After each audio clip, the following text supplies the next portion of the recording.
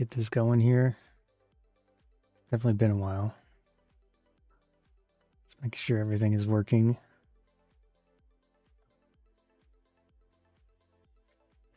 It's running.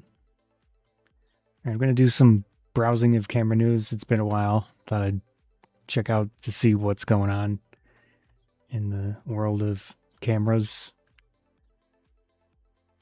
I haven't really looked at much camera equipment these days, but here we are. So I'm going to take a look. There's various websites I usually browse. B&H is a good one for showing what's new because you can sort by newest.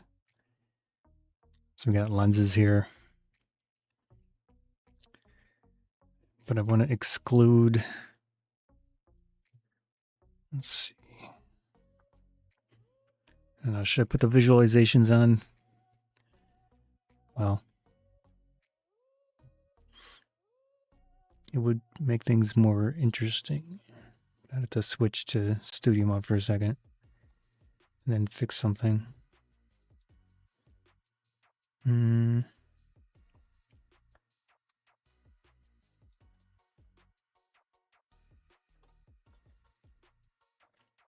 So we've got VLC here. And then there's a visualization mode. I mean, there's various. I could probably use a different one if it's super distracting for this one. But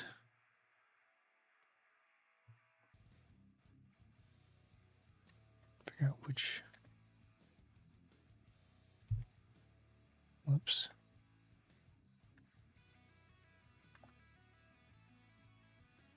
I don't know if this is going to cooperate. Whoops.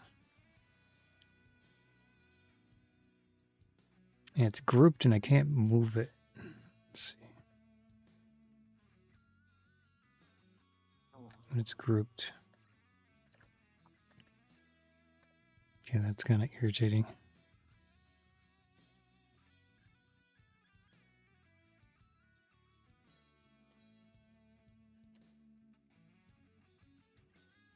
Come on. Nope. Huh. If I can't move it, there's like a white line gap in one of the little boxes. So I have them on the sides of the screen, which I can show in a second here. I could just hide that one, but it's weird that I can't take it out of the group.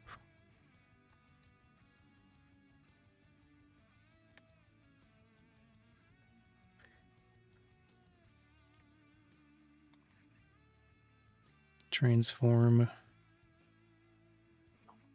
Oh.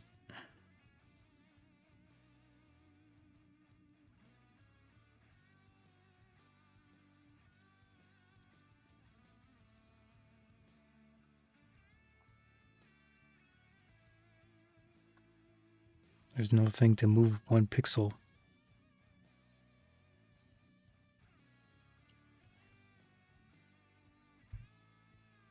Yeah.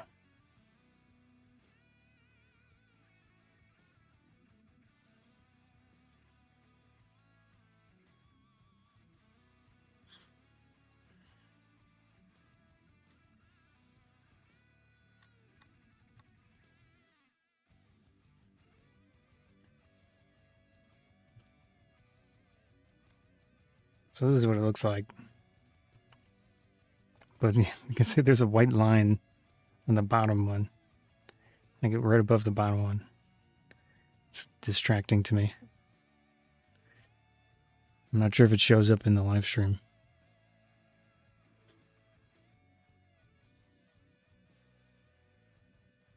Maybe I could add a black box.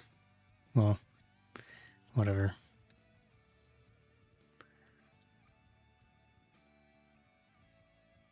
Let's see if there's a less distracting option.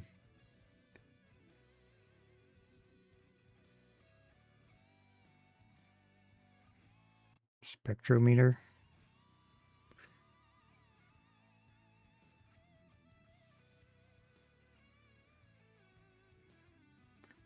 That one's okay. Scope. No, that one's just crazy. Speed. Spectrum. Oh.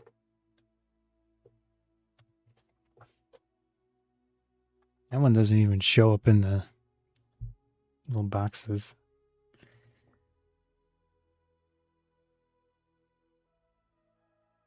UV meter.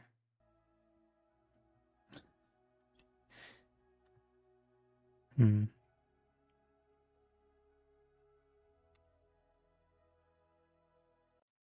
see what that one looks like.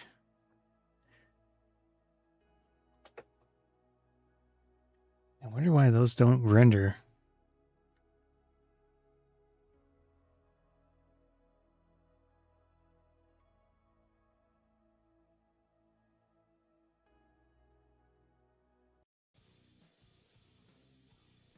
That's odd.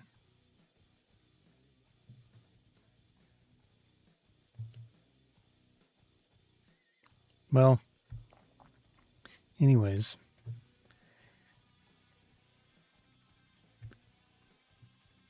Yeah, it doesn't work. Huh. I'm going to turn it off. It's off there too. Yeah, that's fine. Okay. Sometimes B&H is a good one to look at new things. But there is something else I need to check off here. I think. Yeah, lens kits, lens only. Oh, well, not much that it excludes there. And here's mirrorless lenses. Yeah, that one excludes quite a bit. And then we can look at digital cameras. I kind of doubt there's any DSLRs that are new.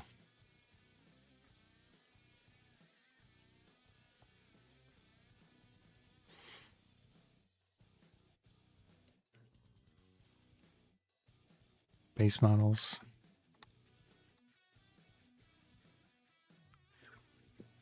That's fine.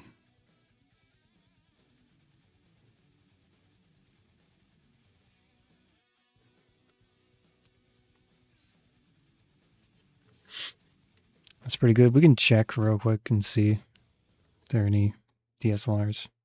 Or maybe even film cameras. Oh, actually, does that include DSLRs? It's not even in the list.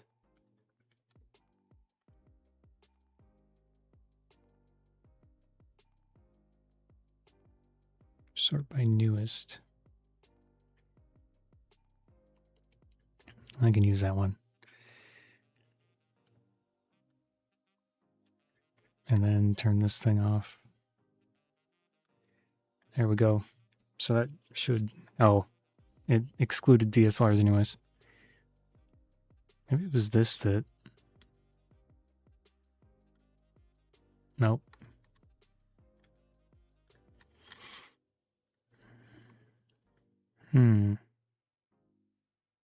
Millennium Edition?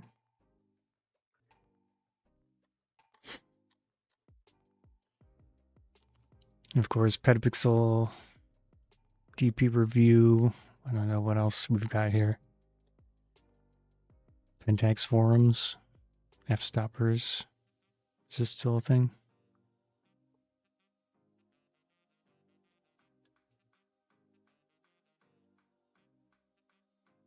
Seven Artisan 35mm f2.8, 20 hours ago. Viltrox.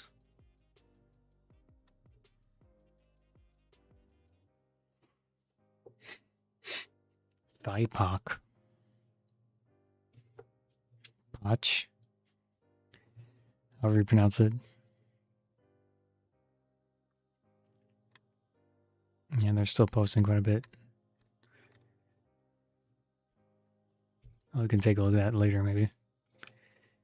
Let's see what else we've got. Canon newsroom. That was weird. Reject. Okay, can't read from here.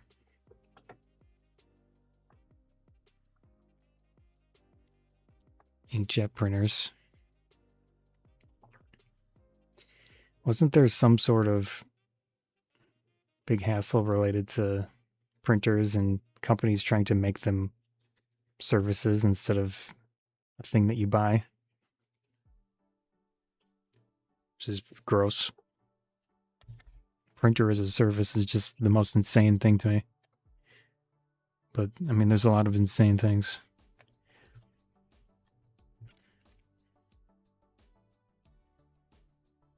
Color Stream 7000. AR Optics. ImReal. Is this for movies or something?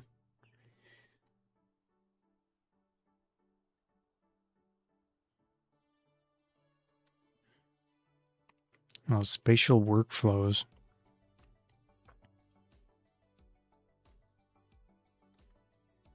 Hmm.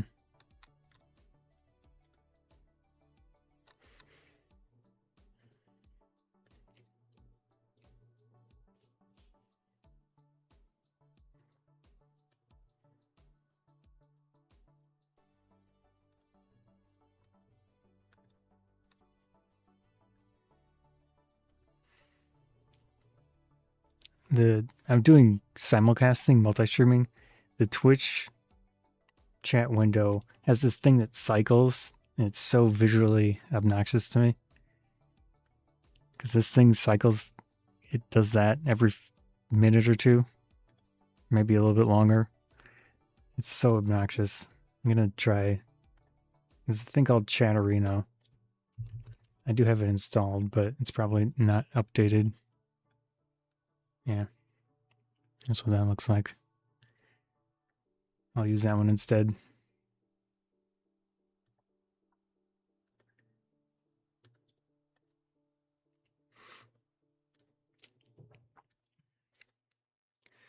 So hopefully it's not quite as obnoxious.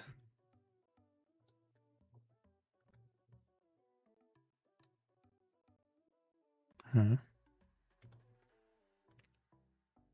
Anyways.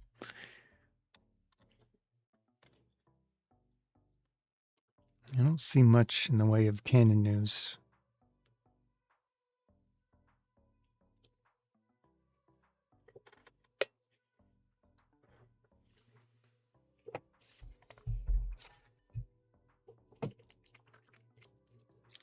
More printers. That was back in May.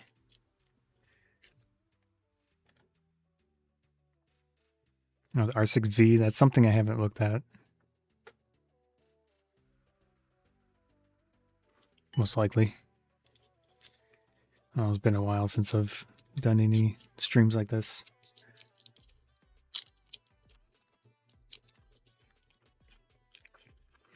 Let's see what this chocolate tells me. Treat yourself to something sweet. Oh, nice.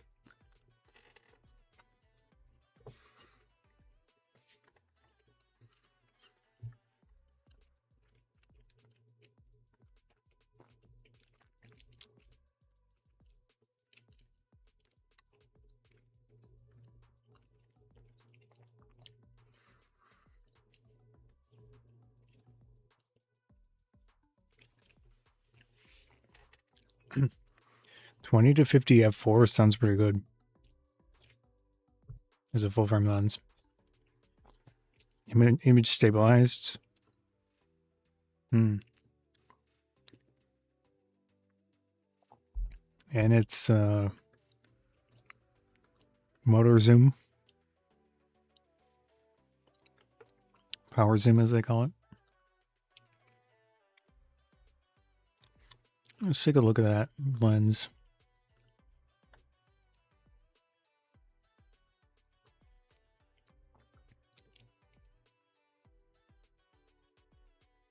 Hopefully they have a sort by newest.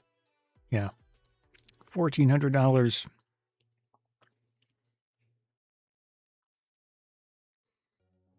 Oh, it's an L type.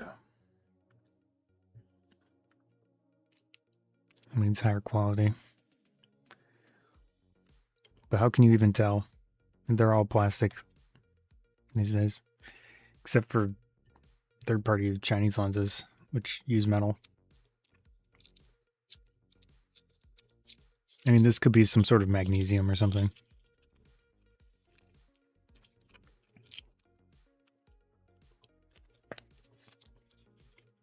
This chocolate says, if you don't start today, you'll regret tomorrow.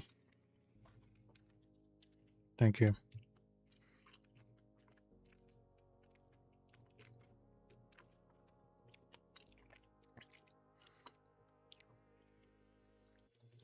Whoops.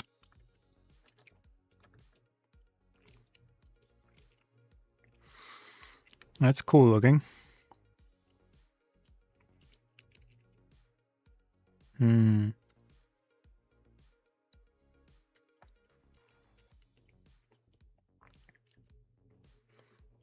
So is it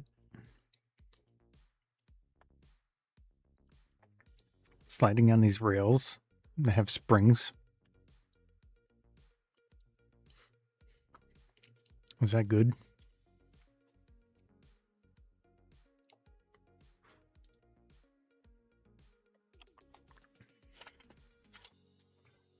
I don't know.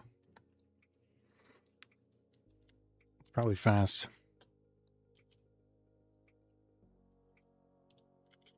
Maybe that's the zoom mechanism.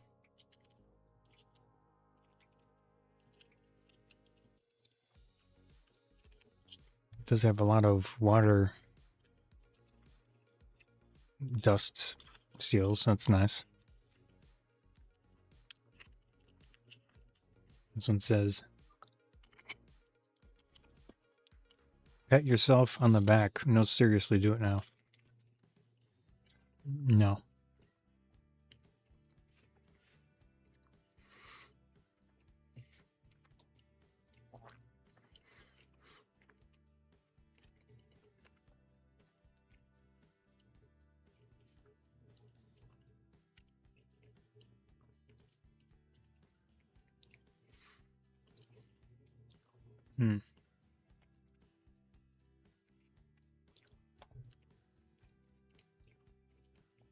It's probably a very nice video lens.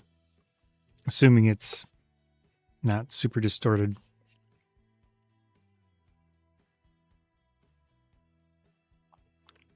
The problem is a lot of these big companies, the first party manufacturers, they've been fixing things in software, in firmware.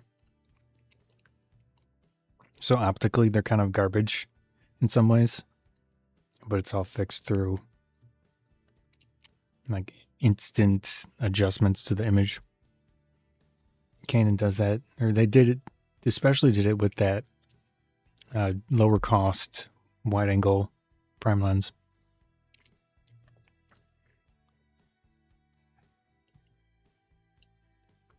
Which was not that one.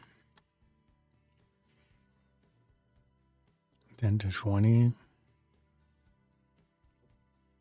Yeah, the 16 2.8.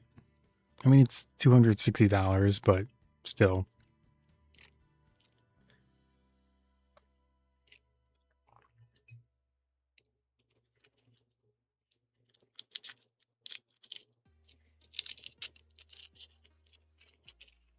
Let's see what this chocolate says.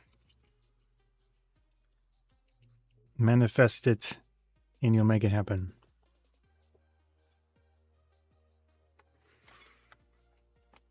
It's just the matrix.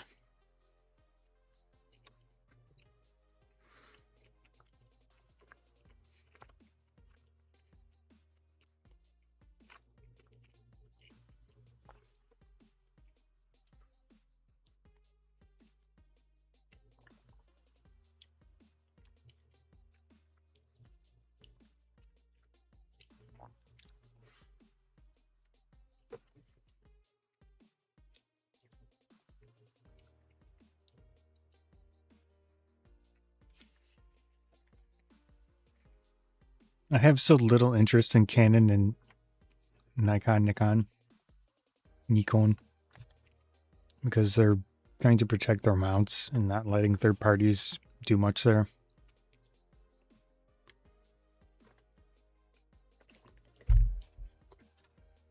I still have the Z5, but I don't have a huge desire to do anything with Z-mount.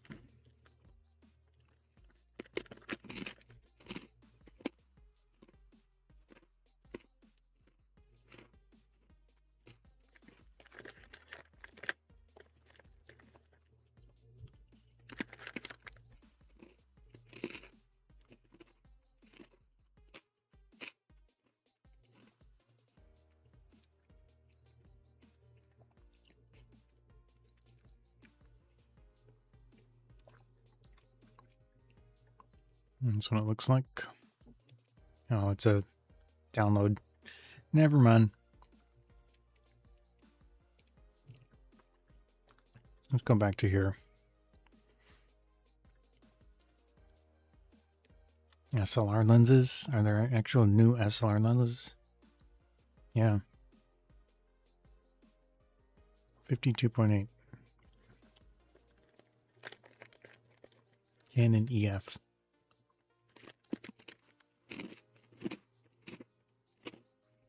It's a mirror lens.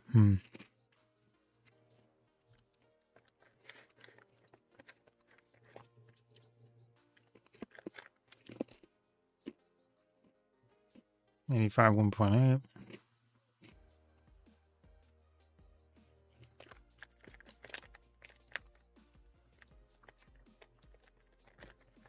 That's pretty cool. 200 f2 for Canon EF mount. 1700-ish.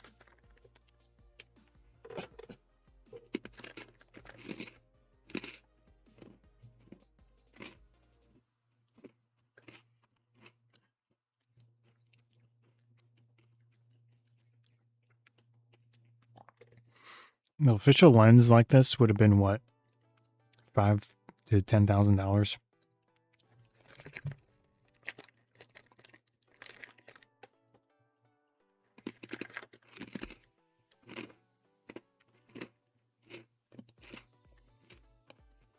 They're still selling that.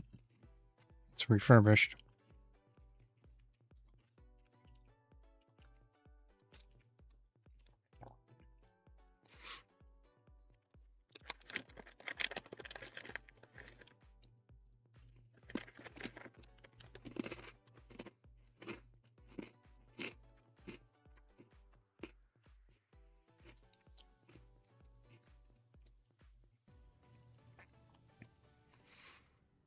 It's all refurbished stuff.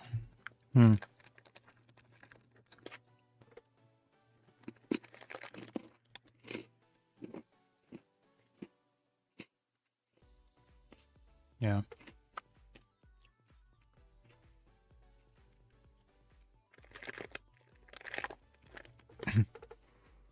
Like a 100mm f2.8.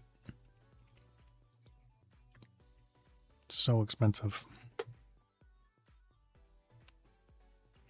It's a macro lens. Leica, oh, even more expensive. 51.4. Has no buttons or anything.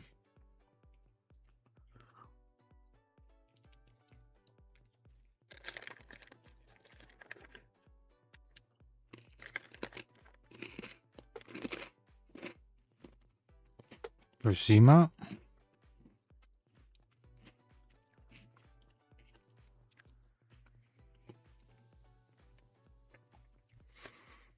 $17 to $70. Is this APS-C? Yeah.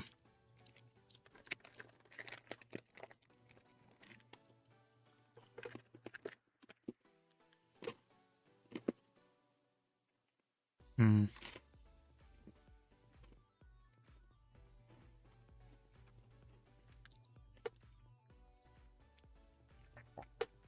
mean, for what it is, it's pretty decent.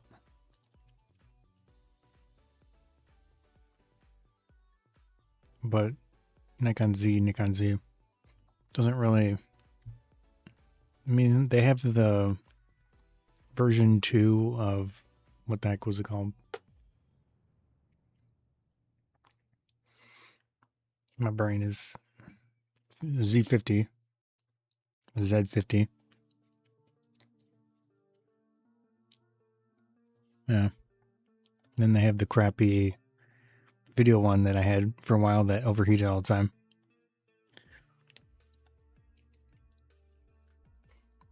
That one's okay.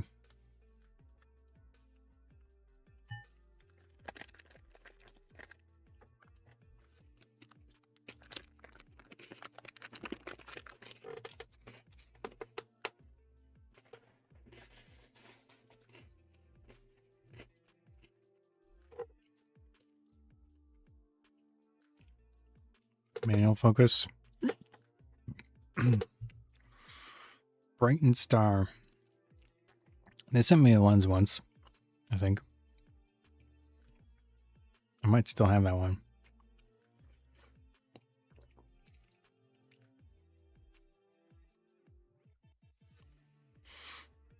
I'm not a huge fan of the super bulbous wide angles, but it does have an integrated hood, which is going to protect it a little bit.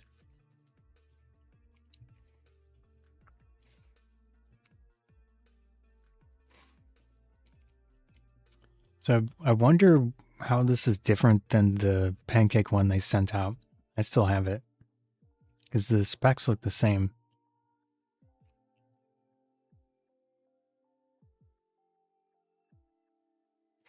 Hmm.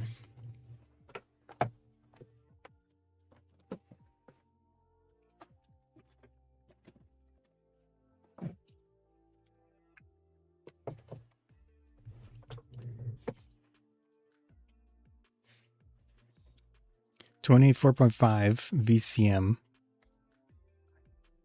ED. Like, how is this different?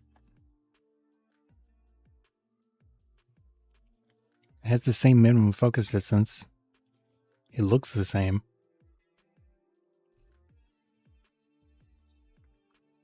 So this doesn't specifically say full frame on it, but it is.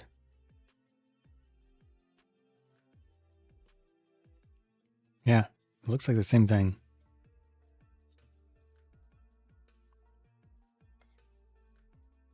So instead of Pancake, they call it Chip.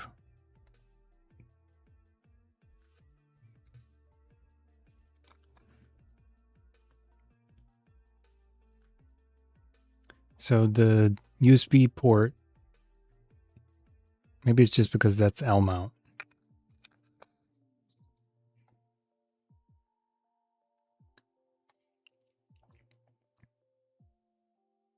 Oh, no, this is the same. Yeah, the USB port's on the mount in this case.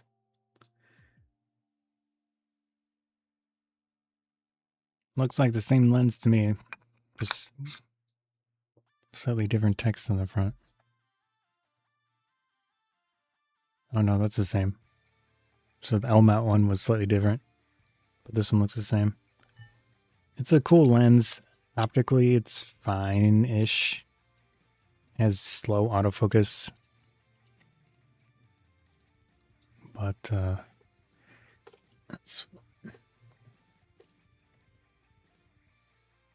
I don't know how that's a new release. Maybe they just mean L mount.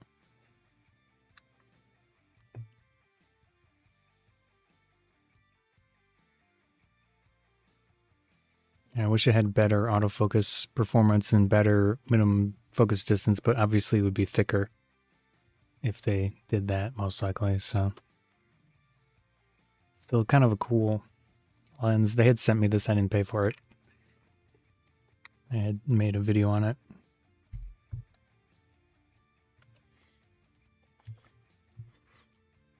But Viltrox doesn't tend to contact me much.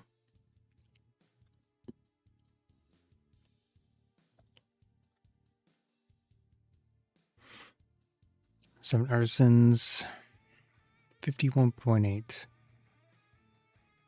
APS-C.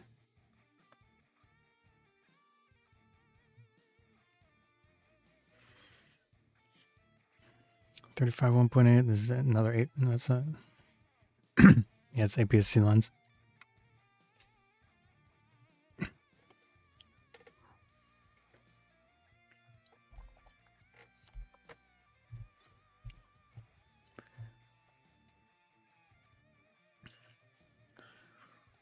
Yeah.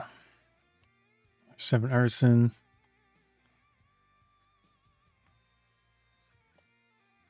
I don't know how you pronounce this company. Miki? Miyake? Mike? Maybe it's Mike. Make. Make.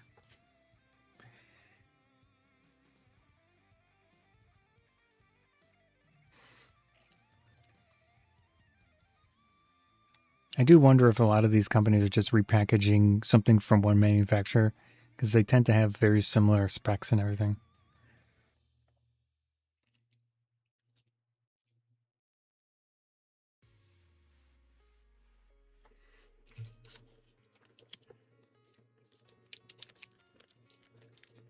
Maybe millimeter 2.2.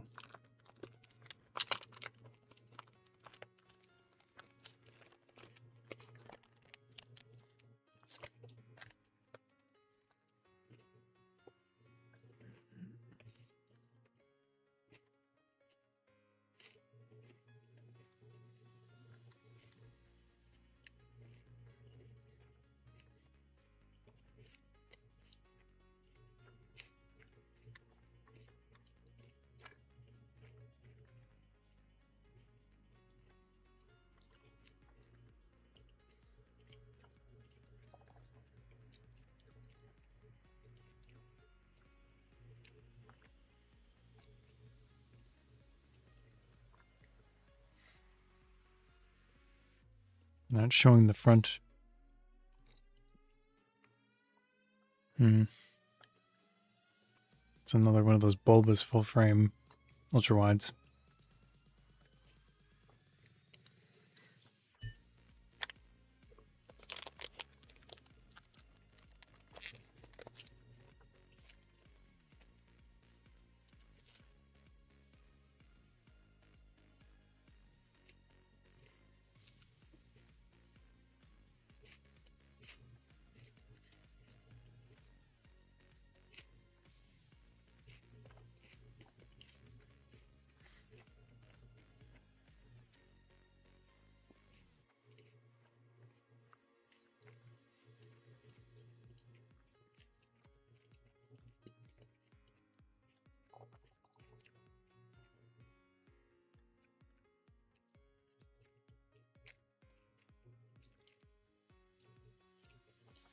It's pretty nice.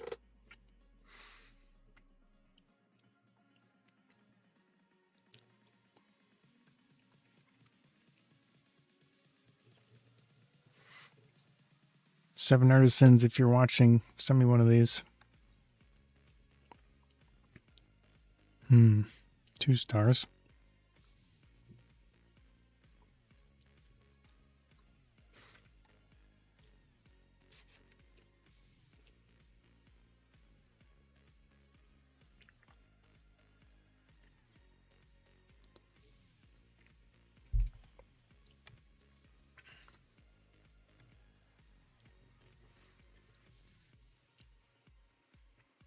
That's a cat.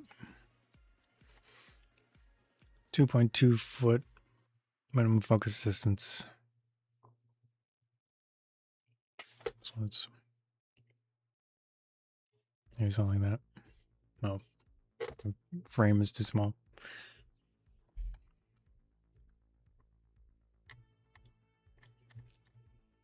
Looks interesting.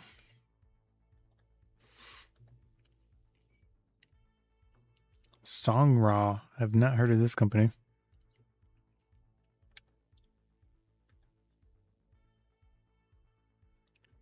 And this is probably manual focus.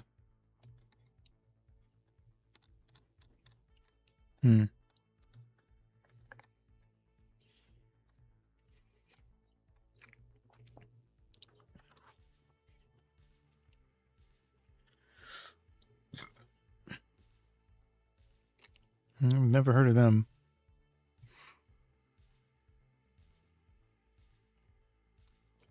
$51.2 autofocus. Yeah, I wouldn't mind taking a look at this.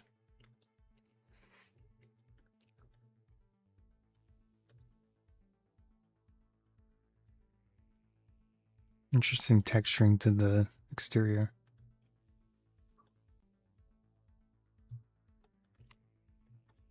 $1,000.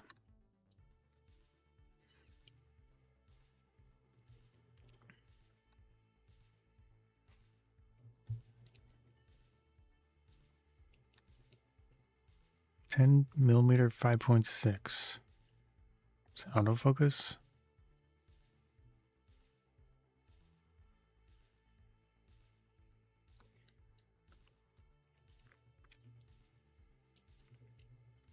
Oh, that price, no.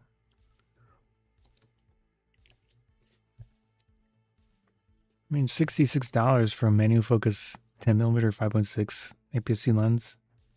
That'll be fun to mess with.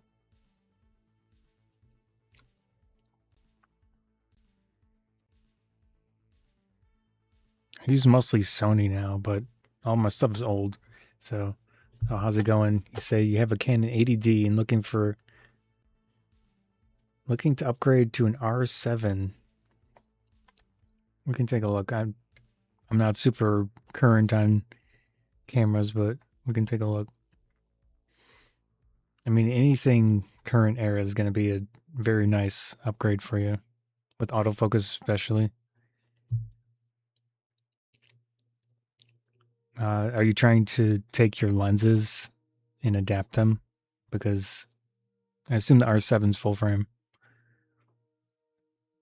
So you'll have to do a crop with your adapted lenses if they're APS-C, like EFS type lenses.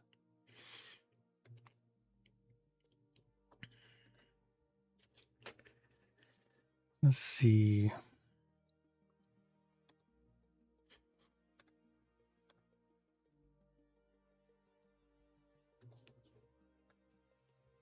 Oh, this is APS-C. Okay. Yeah. So it's APS-C. So when you adapt, it'll be 1-to-1. I mean, it's fine. $1,500. This is the original. Oh, okay. Yeah, I've kind of looked at this one a long time ago. It's been on the market for quite a while now. I had trying to remember terms after having looked at this stuff in a while. I had the EFM M6 Mark II, which had basically the same sensor as this one, I think. Yeah, the 32.5 megapixel. This sensor might be slightly better in some ways, like faster readout maybe. I'm not sure.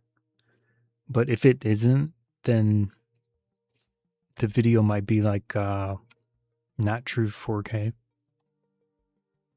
Because the M6 Mark II had like up-resed 4K.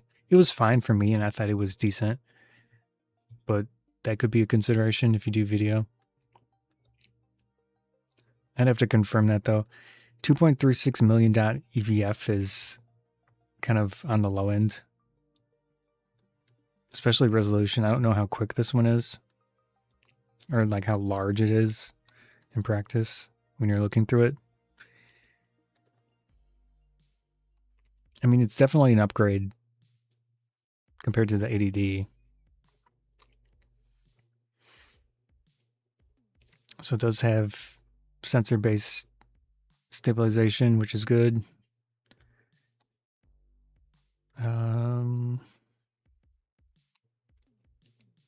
That makes no sense. 2 card slots. Looks like they're both UHS 2. Let's look at Canon's own website.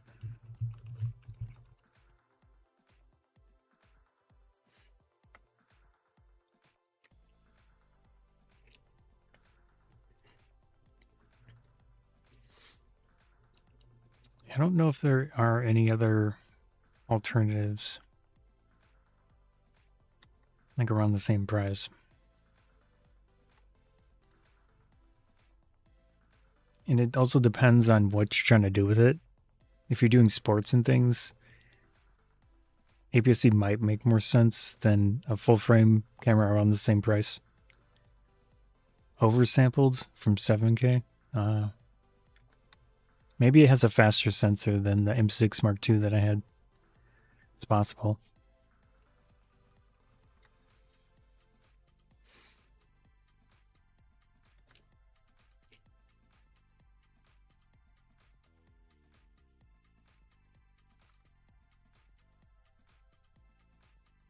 Is the video one R50V?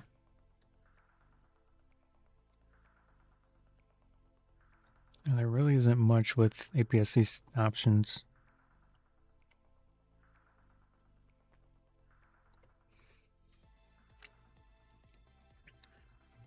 It looks like it's still the best APS-C option, like in specifications.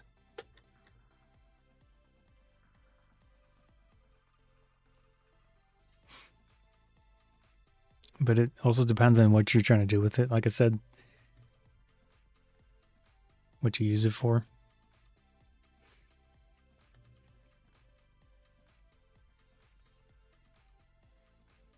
Yeah, the 2 card slots. It's always nice. I personally prefer, especially for any type of professional thing. I know people say, oh, I've rarely had a card fail. And some people have even said they've had both cards fail. So, nothing's ever going to be perfect. More of a video guy first. Do sports. Looking for client work. Yeah. Having the 2 card slots, in my opinion, as long as you use both and you do like an instant backup. I don't know if Canon cameras allow video to be duplicated to the second card. Especially this one. Yeah, it'll be something to look into.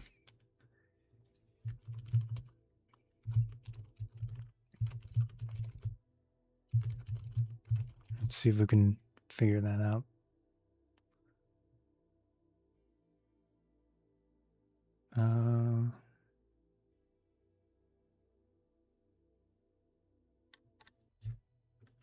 Let me try Google.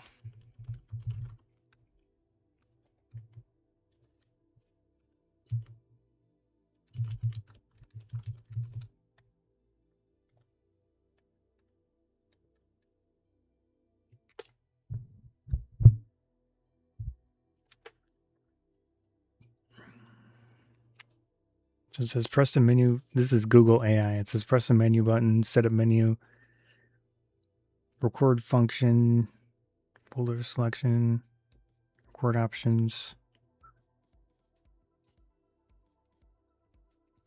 This camera might be able to do duplicate video recording to the 2 cards, which is very nice.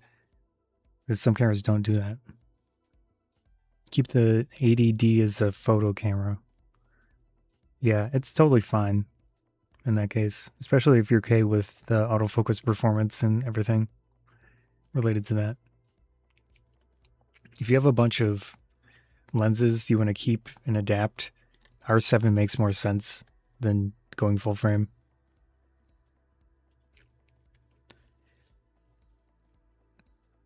And you could even consider getting one of those ND adapters, with the filter in it. I'm trying to think what those are called.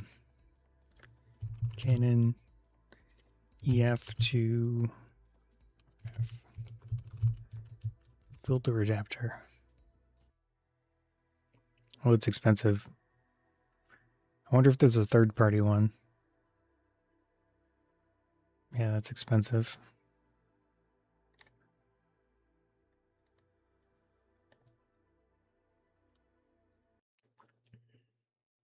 So this thing.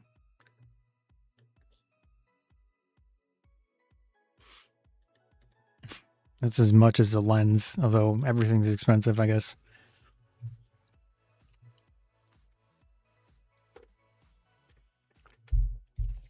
So for video stuff, maybe you could find a used one, or maybe third-party ones exist.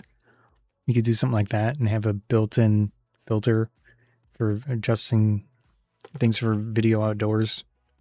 That could be nice. It's a cool idea. I like the idea of this, but man. Oh. Okay, maybe it's not good. Maybe it's not great.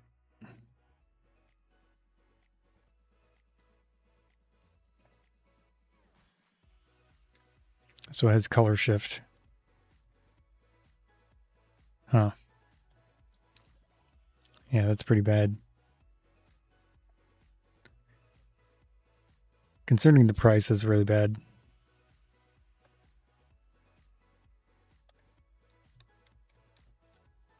Well, anyways.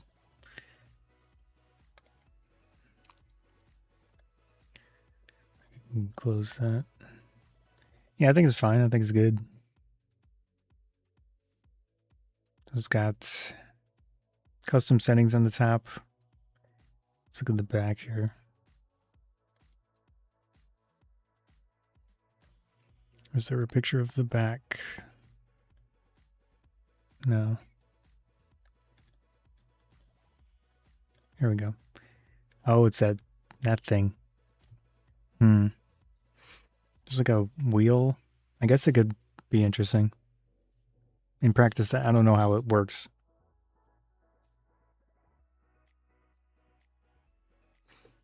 It has a fully articulating screen, which is nice. Especially for video stuff, if you do vlogging and things like that, ever. Yeah, looks good. It could be a nice upgrade for you. Okay, it's got a video toggle. So you should be able to have custom modes for video mode and photo mode. Presumably. Whoops. Yeah. So with the M6 Mark II that I had, it was not able to do that. The custom modes were only for photo, which was irritating because I used it a lot for video stuff.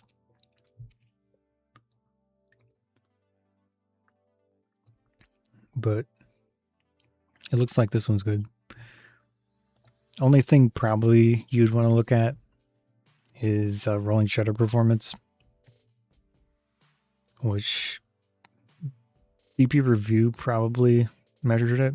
There might be some other ones that measured that. We can take a look real quick.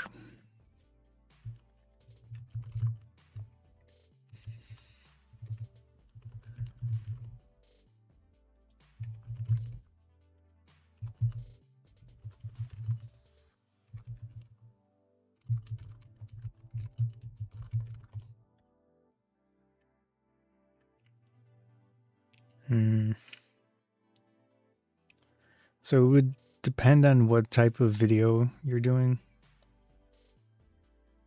Let's see if they have a measurement here.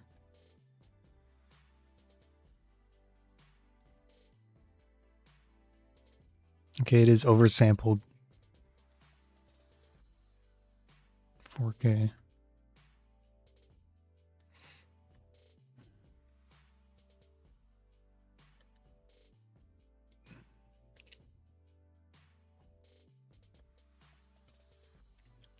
So in the oversampled mode, it's relatively slow readout.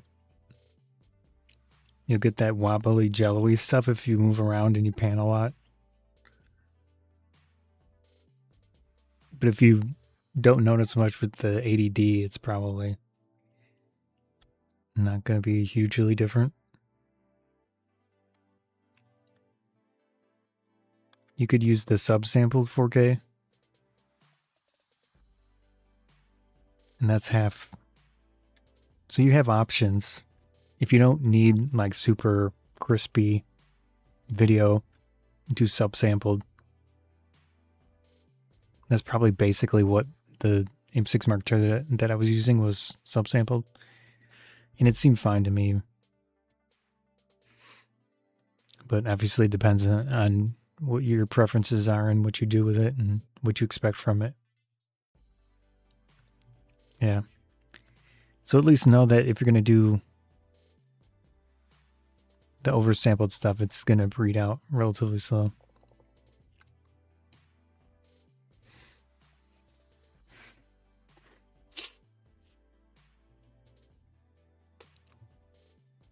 Yeah. I think it's nice. It has been on the market for a while, so who knows when they'll update that. But the new version of this will probably be $2,000 or something. So this is discounted a little bit, even on their own website.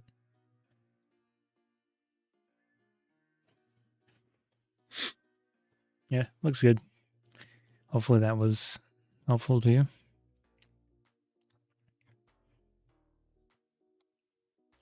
Let's see. Yeah, they really don't have much else here. Let's take a look at the full frame ones.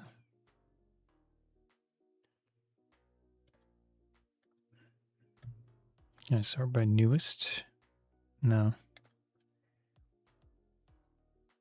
So the R6V is recent and very video focused. This is full frame, obviously $1,000 more. And then the lenses wouldn't apply. Nice. This one's pretty cool though.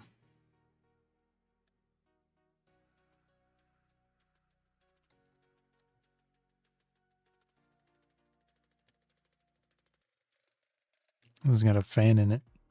Oh, another consideration for the R7 might be like record time, especially outdoors in warm conditions. You probably want to look up and see what people have tested to see how long it'll record continuously in different conditions, because it's not specifically a video camera. So with something like this is designed for extended recording and all that. Actually, I'm not even sure if the R7, if it has recording time caps per clip, because at least older cameras used to have a 30-minute cap per clip, like the 80D. I'm not sure if the R7 does. Could do another quick search.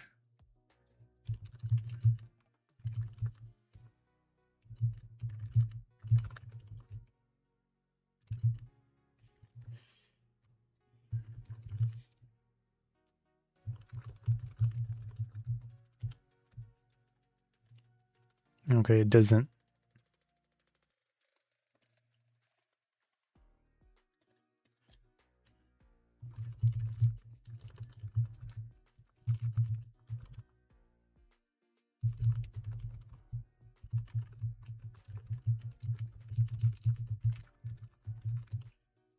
Let's see if the Google AI talks about overheating.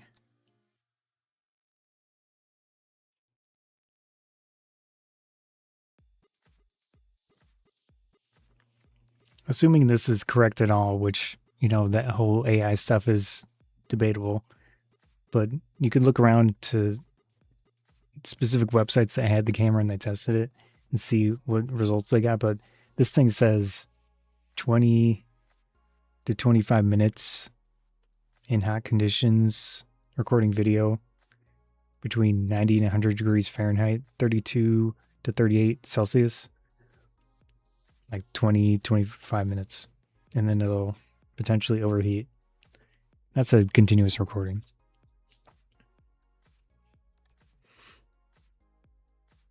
And it also mentions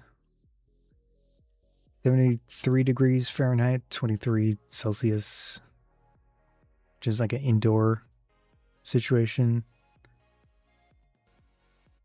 There's 4K fine mode, apparently.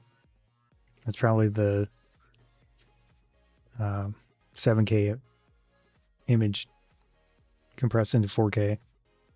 So it says 60 to 80 minutes for that one. But I would assume if you do the lower res mode, you'll probably get much longer recordings. You know, the 4K subsampled one or whatever it's called. That one should probably be fine.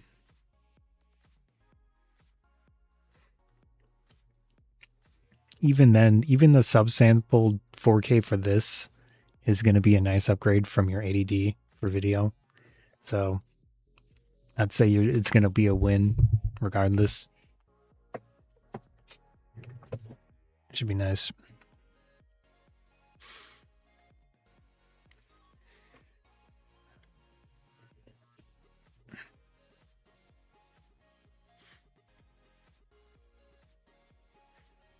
Let's go back to the lenses for a bit.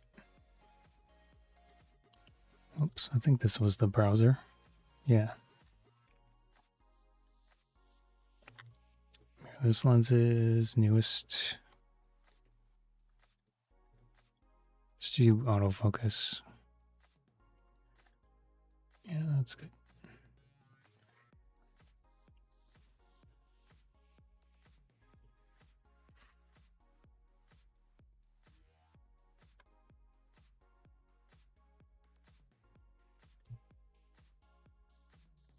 (100 to 400, 4.5 GM optical stabilized, $5,000. Man. Oh, there's that Thighpot company again. I've never used any of their stuff. Looks kind of cool though.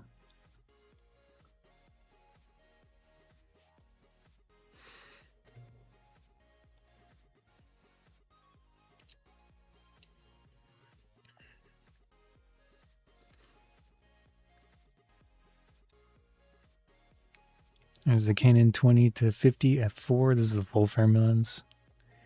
Also very expensive. It's almost the same price as the R7. Yeah.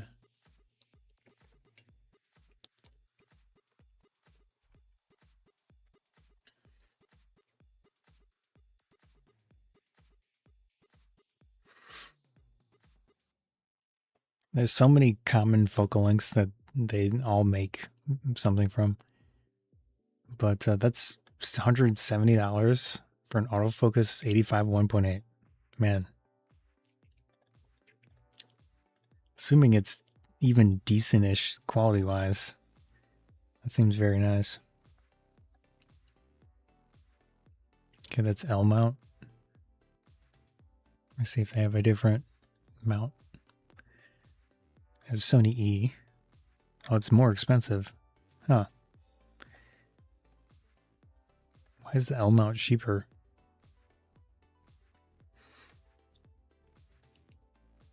I wouldn't mind trying it. They already have an 85 on Z mount.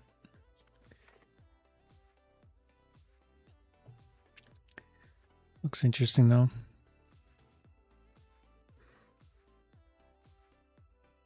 (51.8) full frame.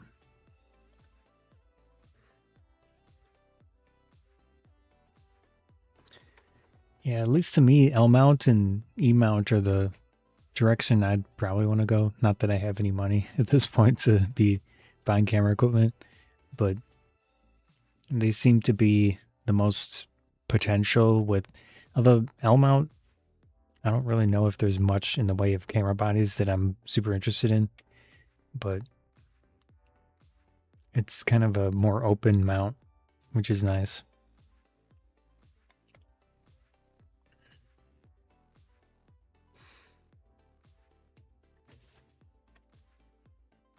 APS-C, another 85. Okay, maybe it's an optical quality difference because it's the same company.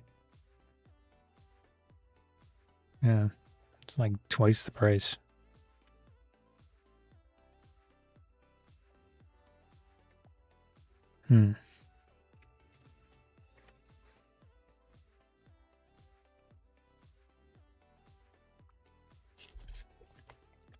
This one's a little different, a 55. Blazer? Okay. It sounds vaguely familiar. Blazar. Take a look and see if they have any on here.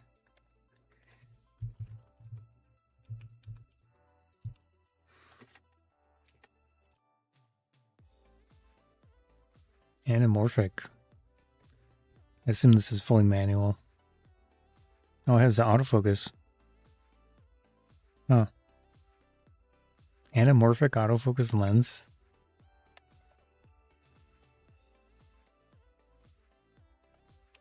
Yeah, that's very interesting. Huh. Does anyone have a picture? No.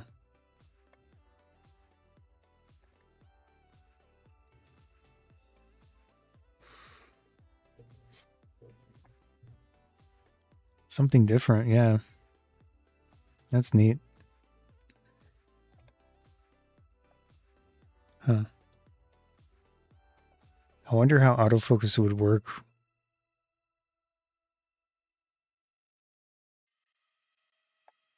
With such a like stretched out look. 35 as well.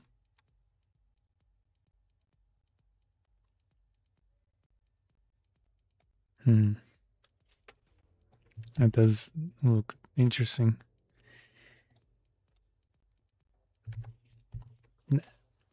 Not many companies contact me these days. It's usually just Lano has been pretty good. That's why I have so many Lano videos lately. They make batteries and lots of random stuff. But generally, lens companies, I don't have enough viewership for lens companies to care about my channel much. In the past, Viltrox had sent some stuff. Brighton Star, a few other ones. Aster Hori. Yeah. But never heard from the Blazer company. So are they European? Looks like maybe. Yeah. That's the .eu address.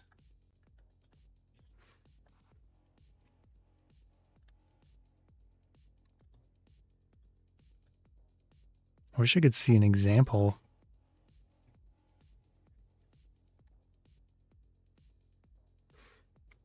Hmm. 1.5x. Is cinema like 2 point something? I'm not familiar with the details on video stuff. Like of, movies and such. That is cool though. I would definitely like to try one of these.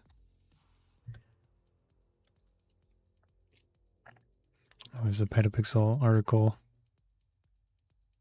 First of their kind.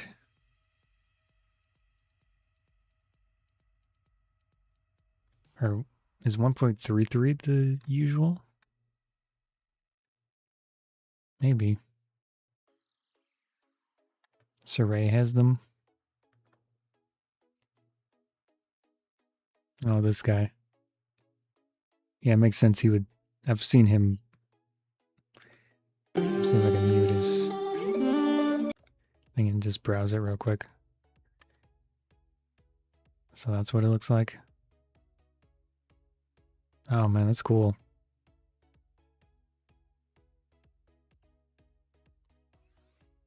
He has a very distinct style.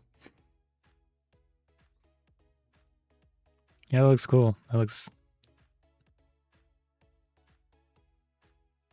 Huh. Autofocus.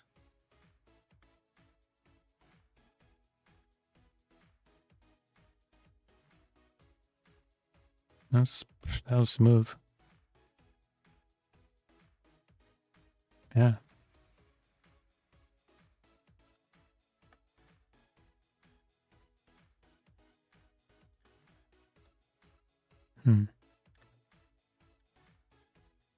Nice.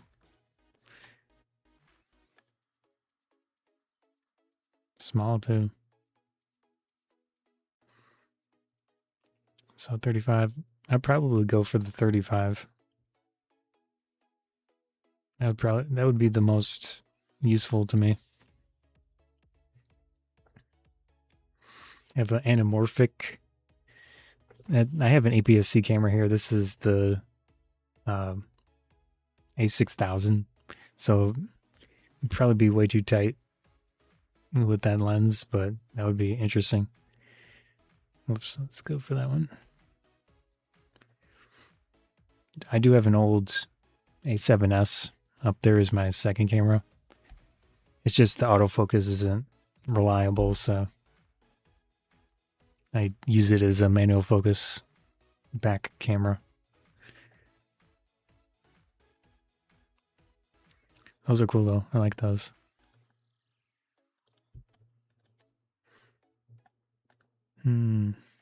Let's go back to lenses.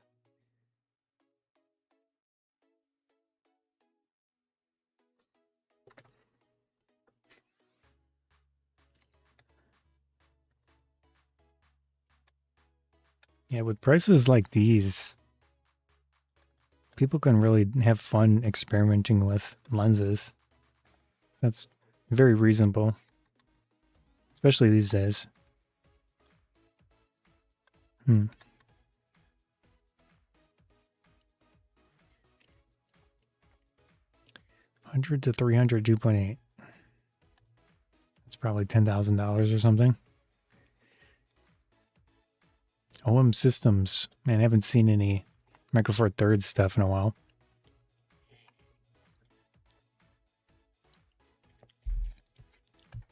They seem stuck on doing 12 millimeters. Because I feel like a lot of people would want something wider. It's basically a 24 millimeter equivalent field of view, considering the sensor size. But yeah, they tend to do 12. Yeah. Case. I've never tried this company either. A reflex lens, so that's a mirror inside. It's gonna have that weird donut bokeh background. Filtrox without the screen.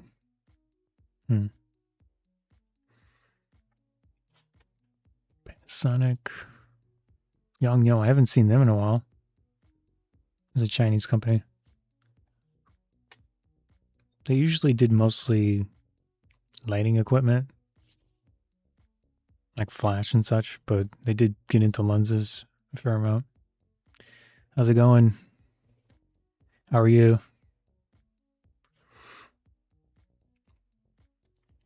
I saw that you changed your username.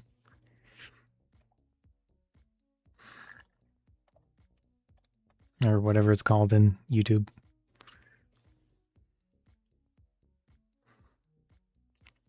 $11mm 1.8 for Z mount. I'm surprised they haven't been kicked out of Z mount. Oh, it's APS-C, that's probably why.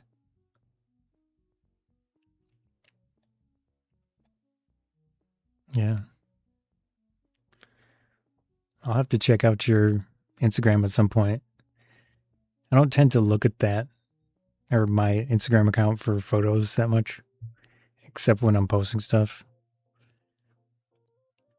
So I don't see too much of the feed for that one.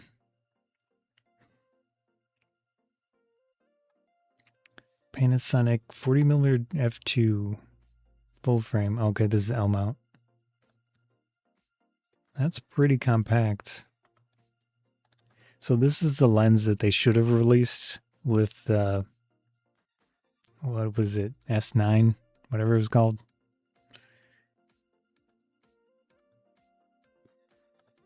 Yeah, this probably would have been a nice combo for that camera.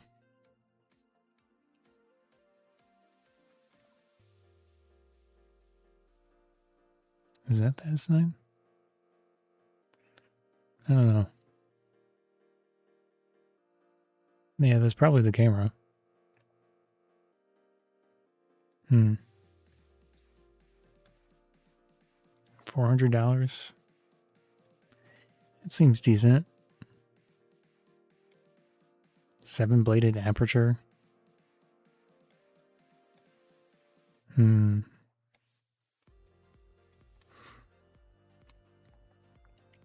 Not too bad. Viltrox 55 1.8 for Z mount, full frame. So they haven't kicked Viltrox out yet. I don't know what the situation is with change to hide your name. Yeah, that makes sense.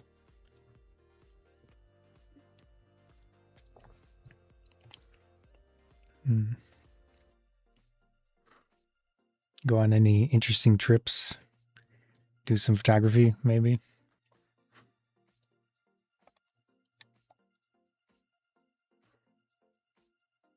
Let's see. Yeah, they haven't kicked him out yet. So I thought they had a legal battle going on with Nikon.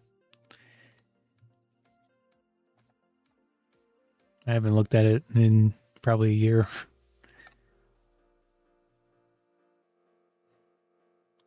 $35 1.8 full frame. Yeah, it looks nice.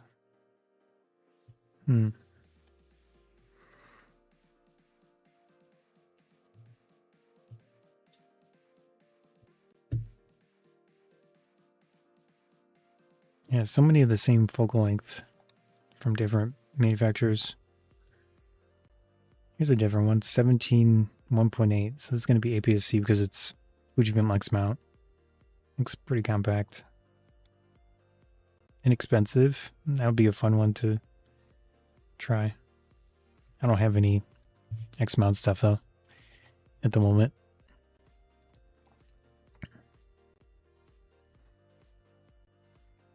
Oh, Sigma. Man, I've gone through this big list of from newest to oldest. I think this is the first Sigma lens that I've seen in the list. 85 1.2 GG Arch for E-mount. In development.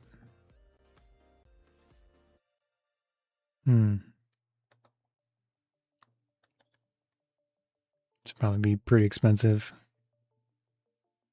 Ultra fast.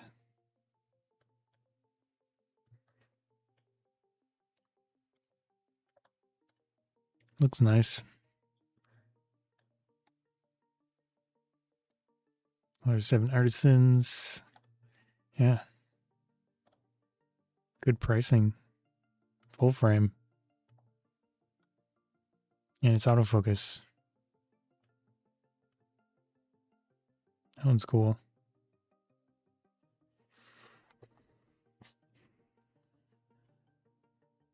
There's another Sigma.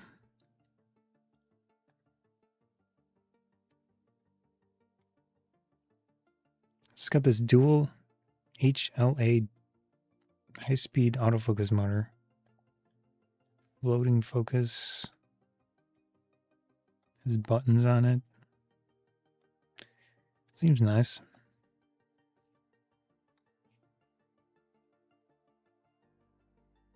$15 1.4. Saying headed to the Canadian Rockies in September. Oh man. Yeah, that should be nice. Unprocessed photos, yeah. Take years to get through. No kidding. I've been writing a script application.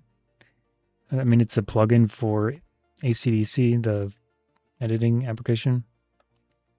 Whoops. Let me pull it up real quick. I mean, me writing it is the AI is writing it, but you know, it's kind of the theme these days. Whoops, could not be opened. Is it this one? Yeah, it kind of works. It's auto. The goal is to automatically adjust my raw images from, especially from conventions, where I'm doing not extreme adjustments and it just needs to look decent, or at least look better than the from the camera raw image. So that's what this script is trying to accomplish. It needs a lot of work, but it kind of works here and there. And that works, and it runs in, let me switch to Facecam for a second. It runs in ACDC Photo Studio. I can show an example.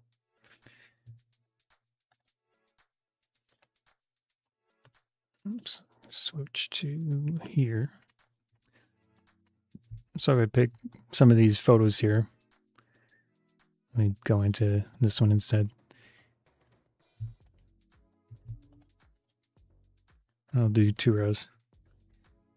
Yeah, that's the goal. So I have a few pictures selected, and here's the plugin. It has the different images that were selected in the list. And then here's a bunch of like internal processing options that I can adjust here. So there's different white balance algorithms. What I did was I fed the AI some research papers on white balance adjustment. So there's something called gray world, shades of gray, and then the hybrid, and then whatever the SGP LDR is. And then also I had the idea of having it weight, like put a weight on where the focus point is and base everything around that. So that's an option, is that I can put more weight on looking at specifically at the Z5, the Nikon raw data. You can pull out, I mean, it's basically for every camera this should exist, but the thing is with different manufacturers, the EXIF information is going to be in a different spot for autofocus data, where the autofocus point is, or focus point is. But I was able to figure out the actual EXIF for Nikon Z mount stuff. So that works. And then I can just put more weight on the face, usually be like the face area. So for white balance and for adjustment of exposure, or just like brightening the background. I don't remember what that's called. Lighting EQ is a certain feature in the raw editing of this. Yeah, so it kind of sort of works. But if we click apply, then it's going to go through and try to adjust the selected images. I don't think I can, yeah. We'll see how these update. Maybe view. Whoops. Going to develop here. So here's the edit, and there's the default. That made it kind of worse. It's more green. Yeah, I don't know if I can sell it. So this one, it lightens the general, or made the general exposure better. In most of the changes that it does, it uses the tone curves feature. And then also lighting EQ, white balance. I don't think it's decided not to use these sliders because they just are very difficult to control, and I can always use those manually.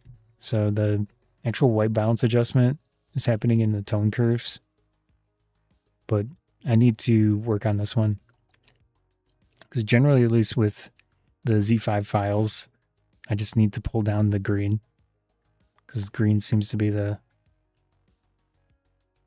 default look for the raw files. But yeah, lighting EQ gets adjusted. and the general stuff. So that's the adjustment that it made. Anyways, yeah, I'm working on that occasionally. It's all in C# stuff. But technically, I haven't written much of the code. It's been all the AI things, you know, how if you're familiar with the large language models and everything, they're pretty good at programming now. I only use the free tier stuff, so I'm kind of limited in how fast I can work on things and how well I can do it.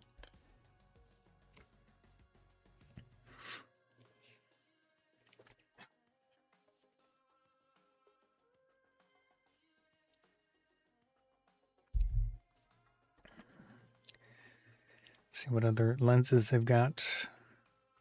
15 1.4. That's APS-C lens.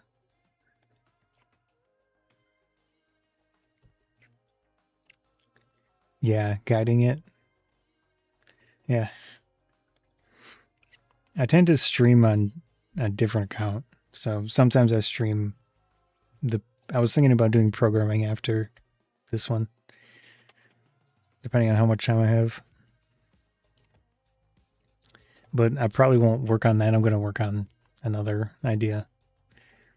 Because I want to make something that can hopefully can at least partially make vertical highlight videos from my full length videos, but it's going to be difficult because I'm very limited on hardware. I can't run the big local models, so I'm not sure how that'll work. 35 to 100, 2.8 Tamron. That's an interesting focal length range. I haven't used a Tamron lens in a long time.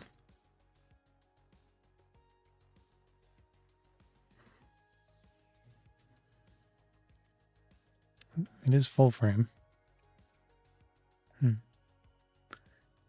Yeah, right.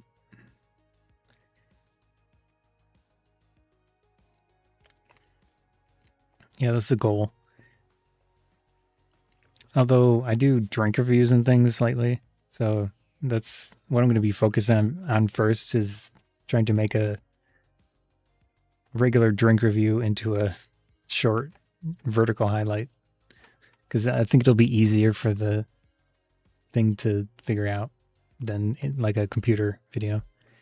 Build your own data center. Yeah, that would be nice. My GPU in this computer is 8 gigabytes of VRAM, so that's pretty much the main limitation that I have. Because these large language models need lots of VRAM on your GPU to run decently. So,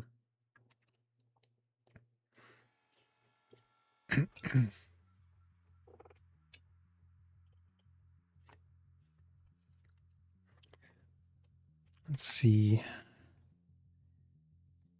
There's anything else that's interesting? It's been such a long time since I've looked at new camera equipment. So, Viltrox 56. Yeah, the chip shortage. Yep. They're buying all the Microsoft, Anthropic, the OpenAI people seem to be buying all the hardware. Are there like, I don't know if they're buying it specifically or if they're just getting dibs of it. I'm not sure how it works. But yeah, everything's expensive, especially RAM and SSDs.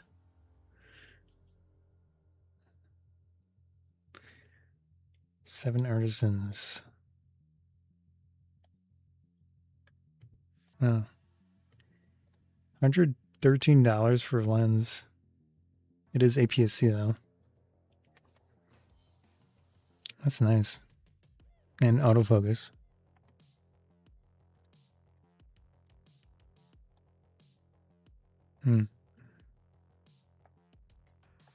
I would be curious to see what the optical quality is of this.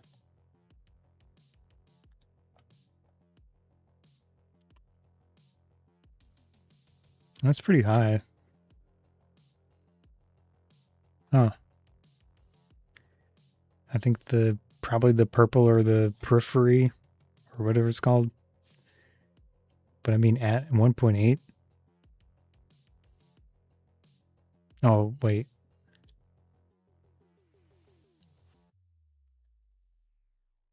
So this should be the edge, right? You say Tamron's right. Run into mostly past 5 years or so. Maybe not as nice as Sigma, but they do have good compatibility. Yeah. True. Hmm.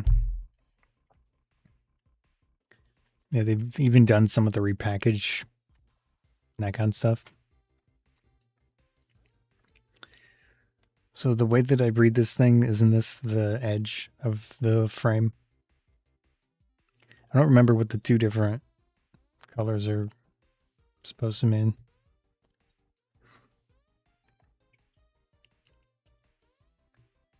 It looks pretty good though. Got the dashed line and there's no key for this. Huh. Anyways, it looks decent for the price.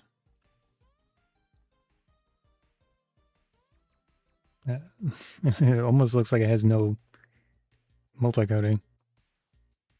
There is a slight green. This could be a fake image. Haven't tried those. We've got EZ and X.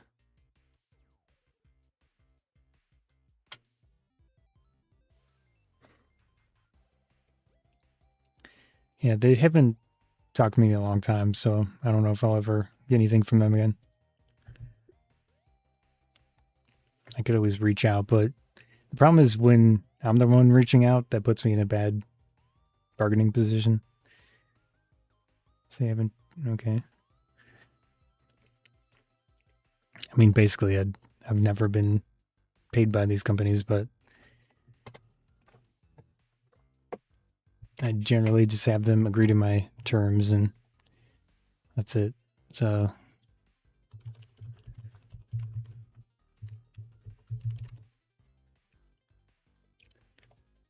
these are my current terms.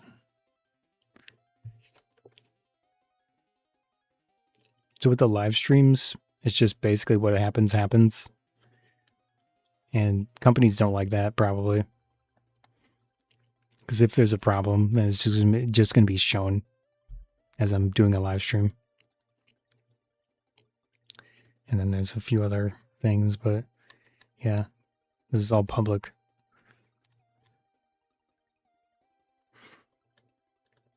So these terms basically tend to limit what equipment companies send me, or like what companies deal with me. I had one larger company contact me, and we went back and forth for a while, but they ended up ghosting me eventually. So you can probably guess why.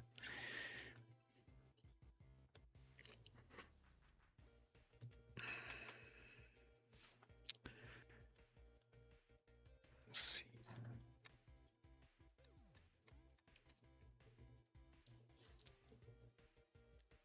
Oh, yeah, that's cool looking. Oh man, what is this? Is that a real camera?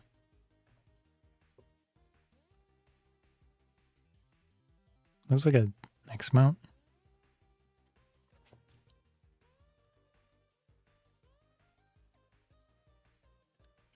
It's like the Ronald McDonald.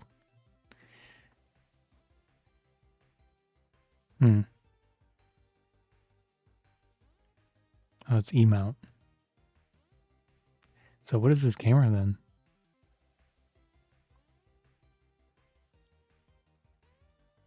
Hmm. Maybe it's just a fake.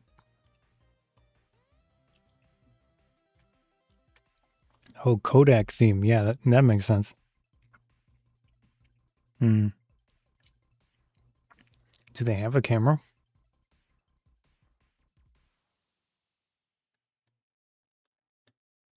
Huh. Kind of cool.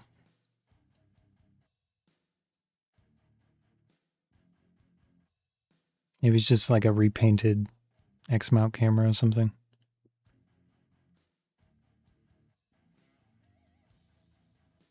Anyways. All right, I think we're good on that. Let's look at the camera bodies. So this is sorted by newest. There's the Leica SL3P. Almost $7,000 US. 45 megapixel backlit. I think BSI is backlit. Hybrid autofocus. Sensor stabilization. It's probably just a Panasonic repackage.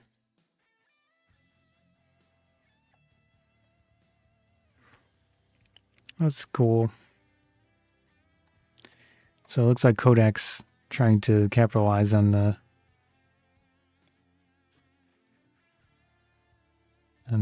blind box cameras.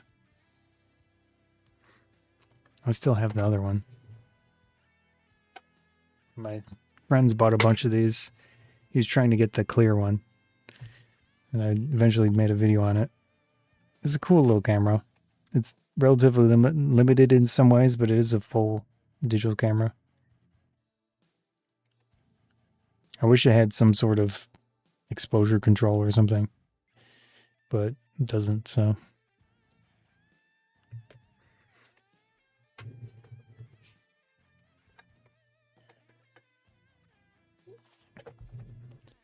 Let's see what the new ones look like. There's a green. Got a pink. It looks slightly metallic. That one's cool. Silver one's nice. Blue one's good too. There's a good old orange. I wonder which one's supposed to be the rare one. Oh, it's a question mark. So they're probably not going to even show it. Maybe the black, is the black one the, no. 1, 2, 3, 4, 5, 6, 7. Okay, they don't even show it. Huh.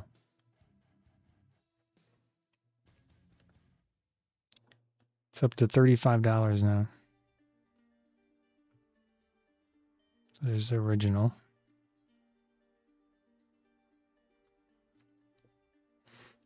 I mean, they're smart to keep going with the idea. It probably was very successful for them.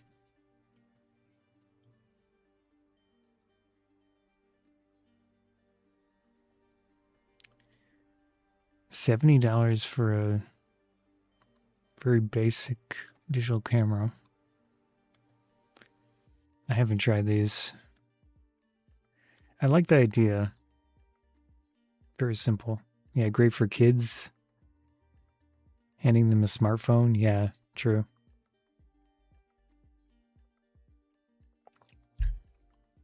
For my nephew, I gave him this camera that I tried on in the video. Let's see. I don't think I've made a full, like, edited video from it yet. I've been lagging on that stuff. No, I haven't. So I did a live stream on it.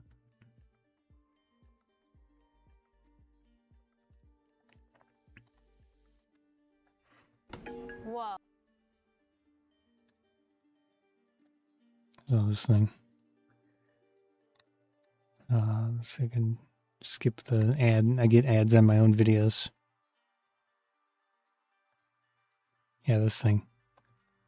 So I gave this to my nephew, and he was really into it. I don't know if he still uses it, but he was really having fun taking photos on his birthday with this thing. So it was a good gift for him. And I got it at a local place, like one of those, I don't know what you'd call it. They get returns and they get just like excess merchandise from other stores. But I think it was $7 or $8, something like that. US.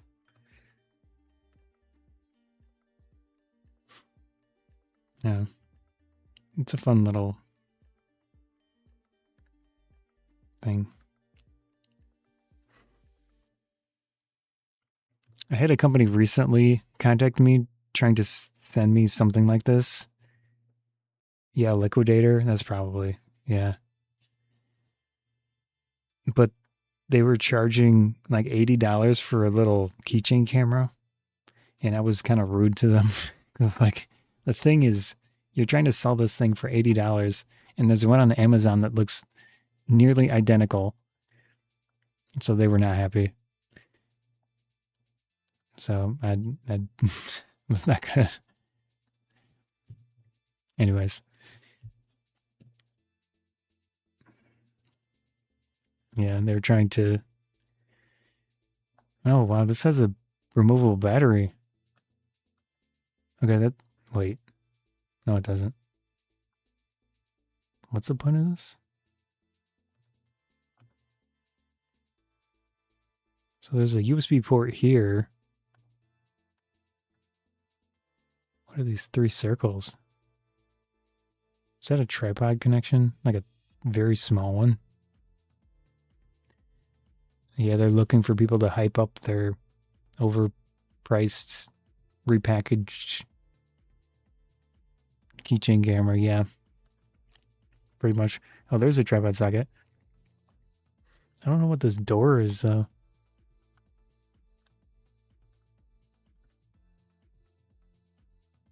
It has a screw.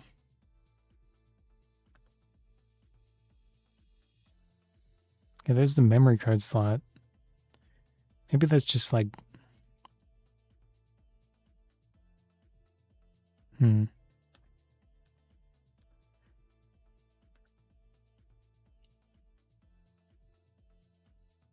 That's a pretty cool concept. I like the idea of this.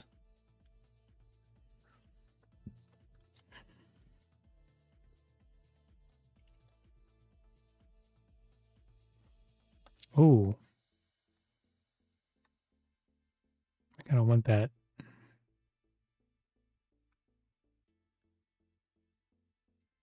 There's a speaker. That's neat.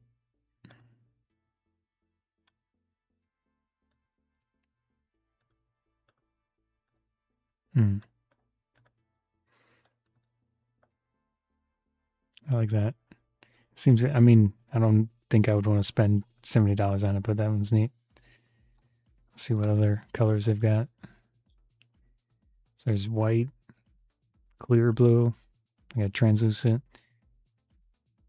green, some sort of brown, strawberry one, that was cool. Oops. Neon green. Yeah. Nice. Definitely an improvement, it looks like, over their original.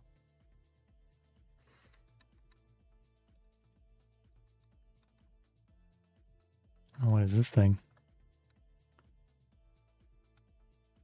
All-in-one cartridge.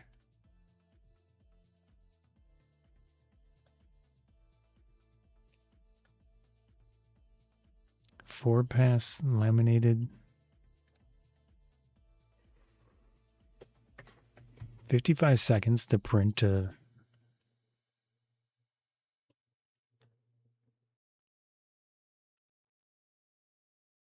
I assume it's still a digital camera.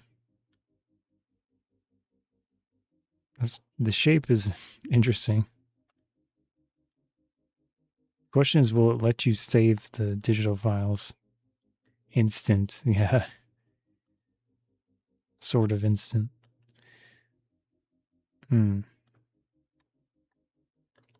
So 13 megapixel, 25.4, 2.8, 35 millimeter equivalent.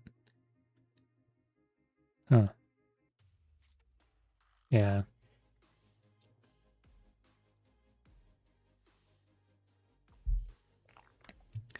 I'm surprised they don't sell this thing without the printer. Considering stuff like that Camp Snap thing exists. It's a 1.7 inch LCD.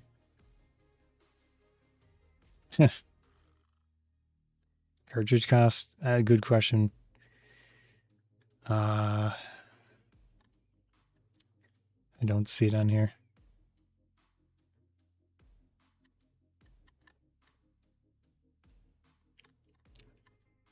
So this one's not actually sold yet, so maybe it's a new format.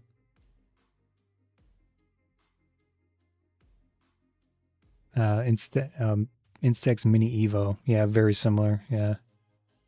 Looks like it.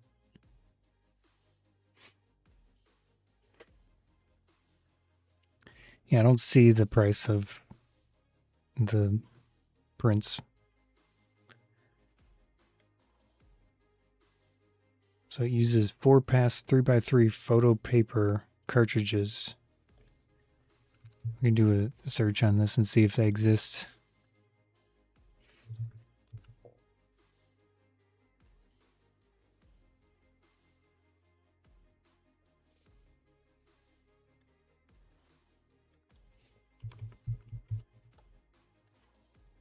Changing my zip code on Amazon to California. There we go. This is the old TV show 90210. I never watched it when I was a kid. So Kodak 4-pass 3x3 cartridges. It says $22 for 60.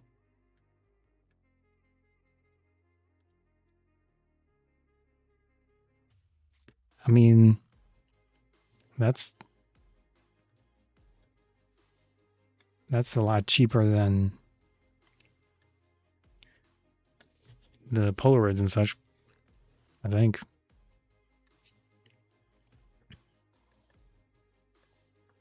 It says includes 6 all-in-one cartridges with 10 photos. 60 total photos. Yeah.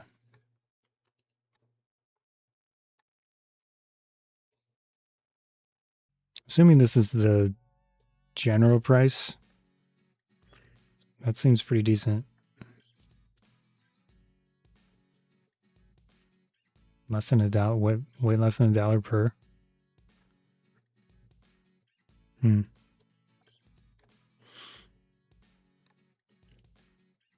Yeah, maybe that's the cheap Instax and Polaroid option. Whoops.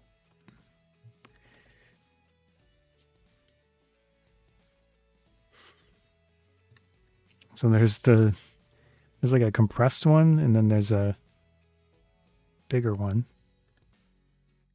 I like the idea of all these. I think they're pretty cool. It's nice that there's something going on with cameras that are not insanely expensive and just anyone can get into it.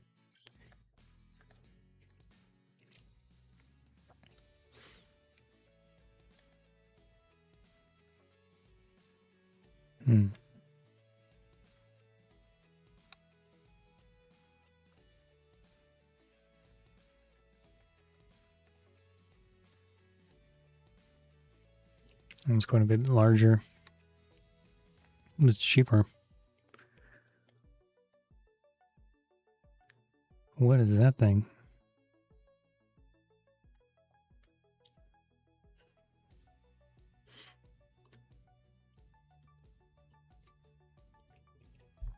Some sort of printer.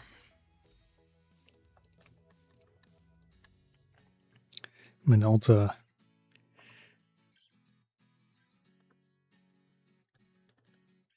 Is a old classic looking, but honestly, this is cool because so many of these companies have made junky digicams that had nothing new and nothing different. So having a selfie screen in the front is pretty cool. The problem is with companies like this, it's probably very difficult, if not impossible almost, to get a replacement battery. Just saying, partly because dyes sublimation cartridge instead of pack of instant film. Yeah, cheaper that way. That makes sense.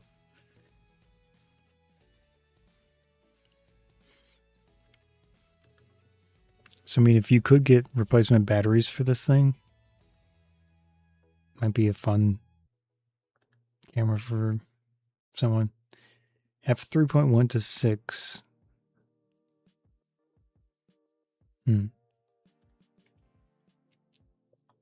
$180.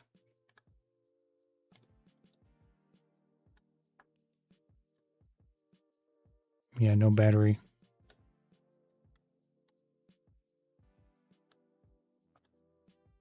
6x optical. 1/2.8" CMOS.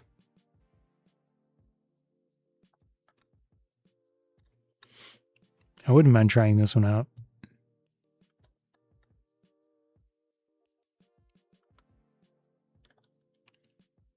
Oh, wow. Sony's use? Yeah, it's not Sony. I think it's like Sakar or something. That could be Vivitar. Let's see who owns this or uses this thing.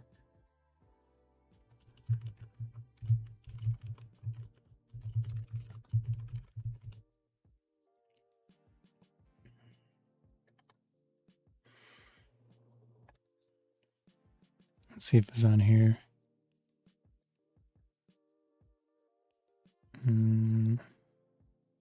It's probably not in this one.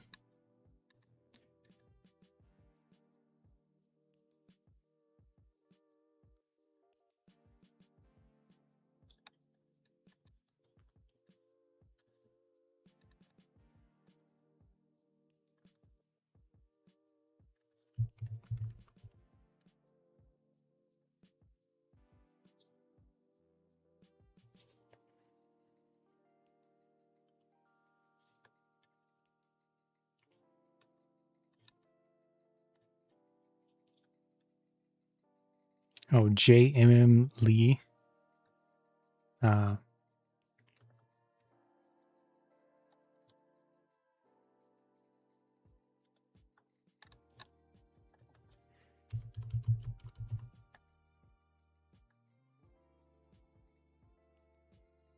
Okay. Yeah, it's on the Wikipedia. I totally miss it. 2017.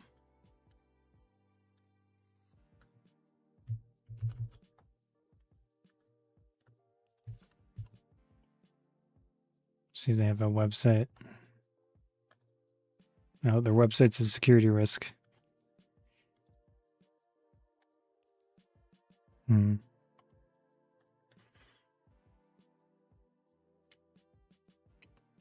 So it looks like they're in California.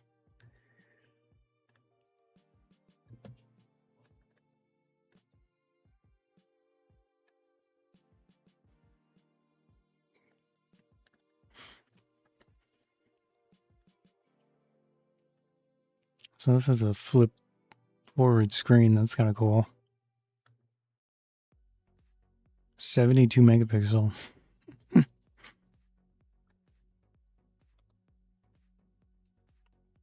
Yeah, I highly doubt it looks like that.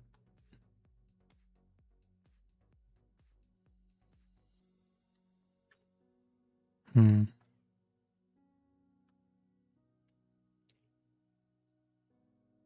Is a mic port? Wow.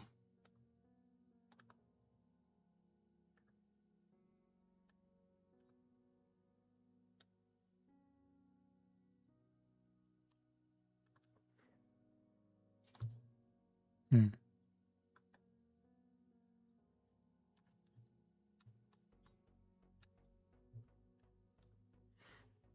Oops.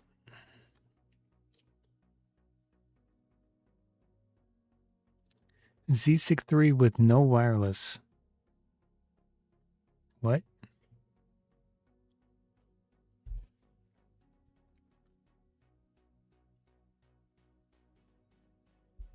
This must be a very specific use case. Yeah, 72 interpolated to, or from 13, yeah. Pretty much. That's interesting. Leica, $2,000 for a point and shoot. I'm sure it's nice. Is that EVF? D&G RAW.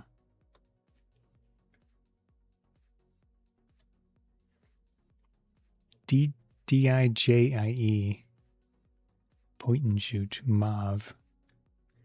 Never heard of this. Let's see if we can find a picture of this thing.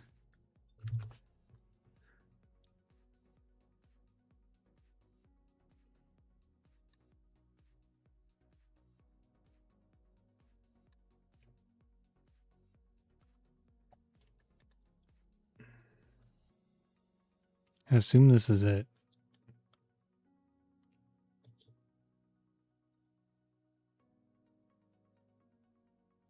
Hmm.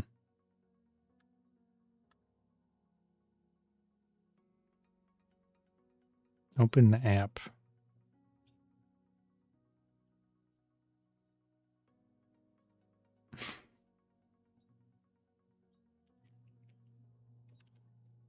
Aluminum finish.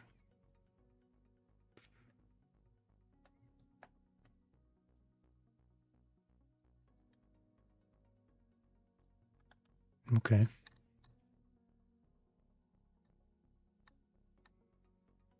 $200.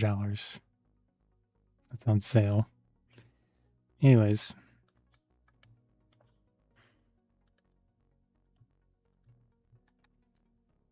There's a bunch of those. Oh, there's another one. So maybe this is better photos of it.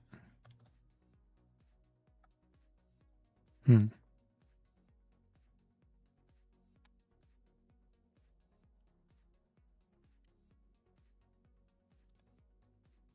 The shape is different in a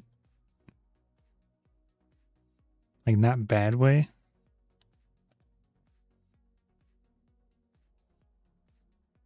Though it looks so much larger there than maybe it's just because different hand size.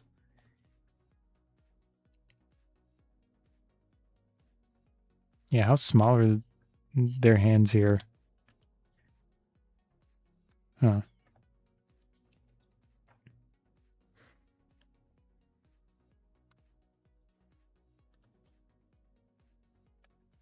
It's cool to see something different. There's a Kodak zoom thing. A7R 6. Yeah, it's been so long that I don't think I've even looked at this. Full size HDMI. 2 USB-C ports. Also, it has a flash sync port.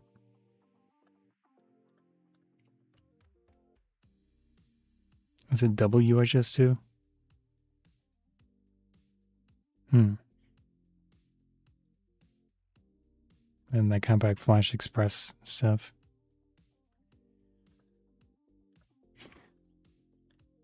Is this a real It's like the real photo of it or just some made up thing?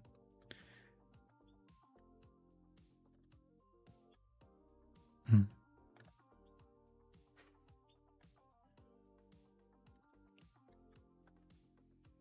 Leather gaskets.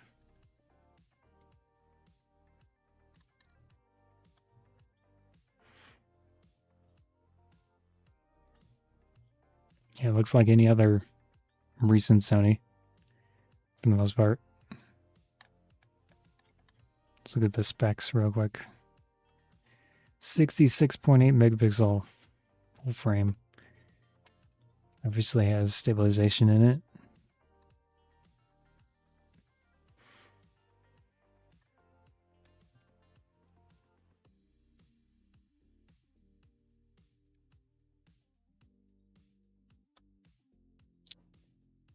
NPSA 100.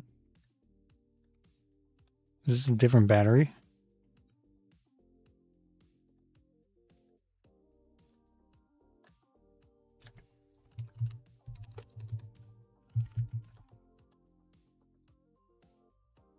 Oh, it is.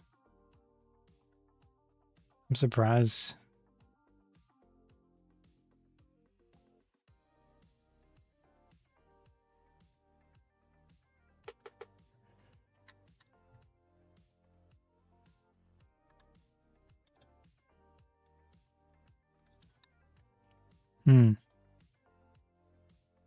$118. That is a big looking battery.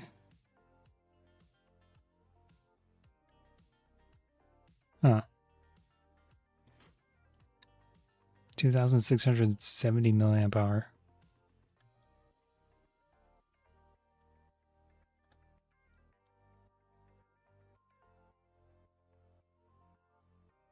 Yeah.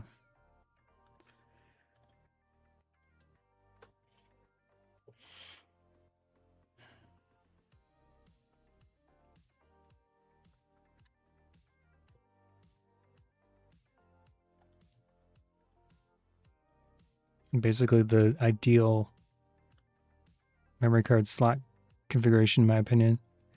I know Type A is the smaller, more expensive type, but having dual SD Type 2 as well is really nice. No, UHS 2.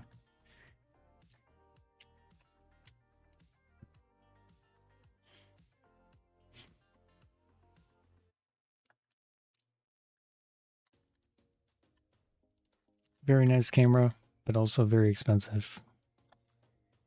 $4,500.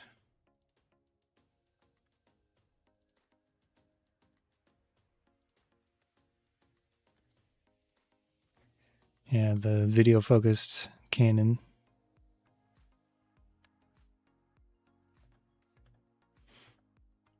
Fully articulating screen. Yeah. Very nice.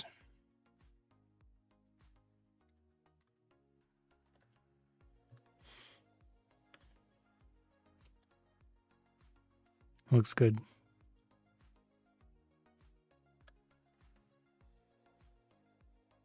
I think this one has IBIS as well. Does 7K 60.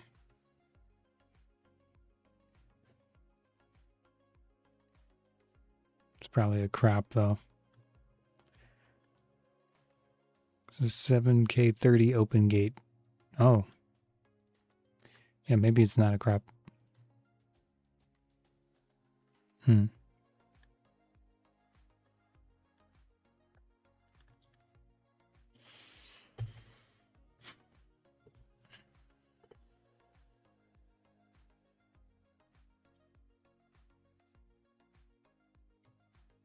Oh, it's got a combo of CF Express Type B and then SD UHS 2.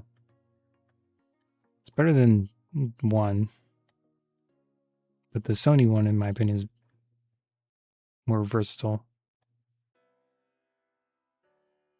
That was a photo camera, though.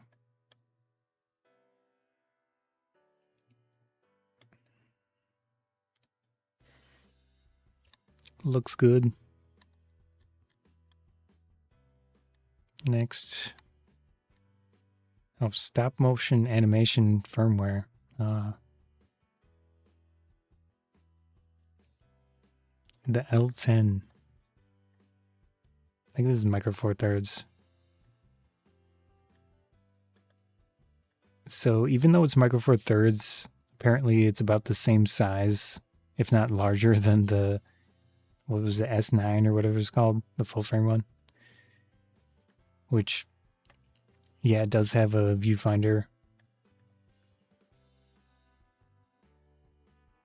I mean, it's cool that they are trying. $1,500 for this thing. I do wonder how this would compare. Let me see if that camera size website still exists.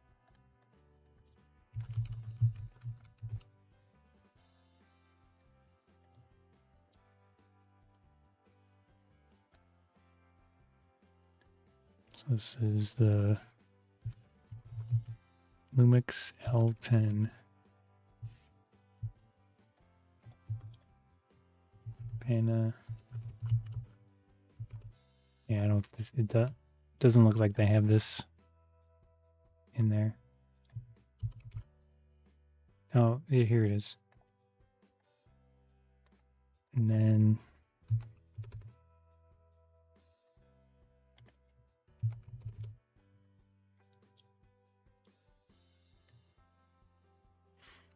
so this is Micro Four Thirds, is APS-C. Let's try to top down.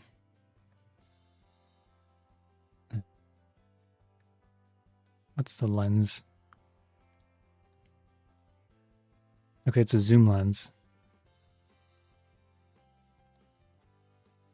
24 to 75 full frame equivalent. 1.7 to 2.8. That's definitely more versatile. Whoops.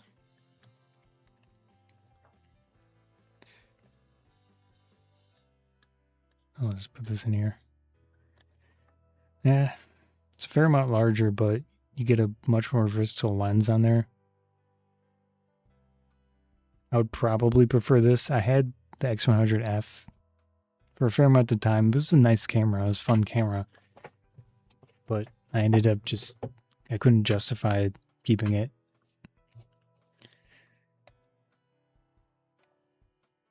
So with something like this, I feel like this makes more sense. And this isn't pocketable, really, unless you have a big pocket. So you're probably not going to have much of a difference with the bag that you're using for these two cameras.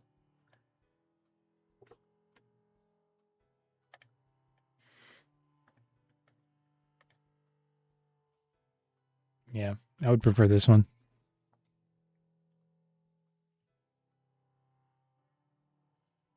And this has a fully articulating screen. This one doesn't. Whoops. Let's go back to 1,500. I think they're around the same price too.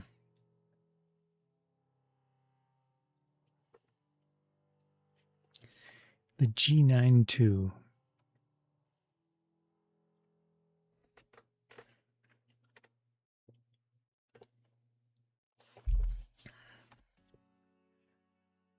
Oh.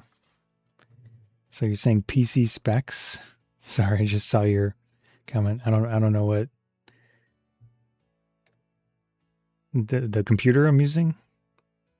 So I don't know when you posted that message, but it's a AMD 9900X CPU, 64 gigabytes of RAM, and I have a RTX 4060 graphics card.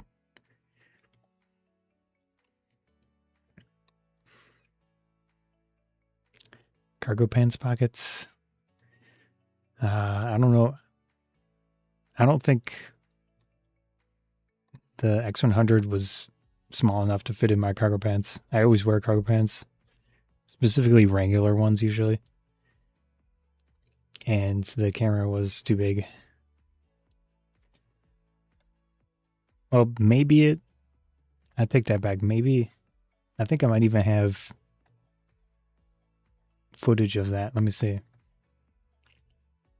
So it is possible the X100 could fit in a cargo pants pocket a little better than that Lumix one.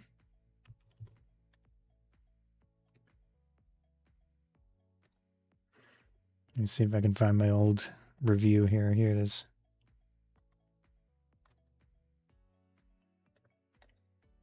I have to get through my own video ad.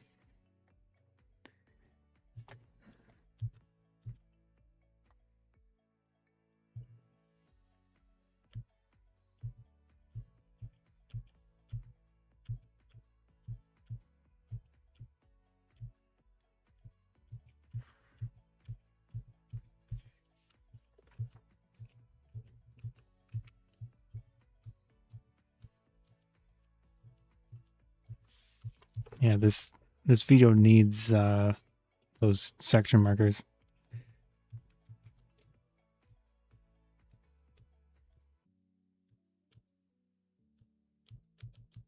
I'm not seeing it so far.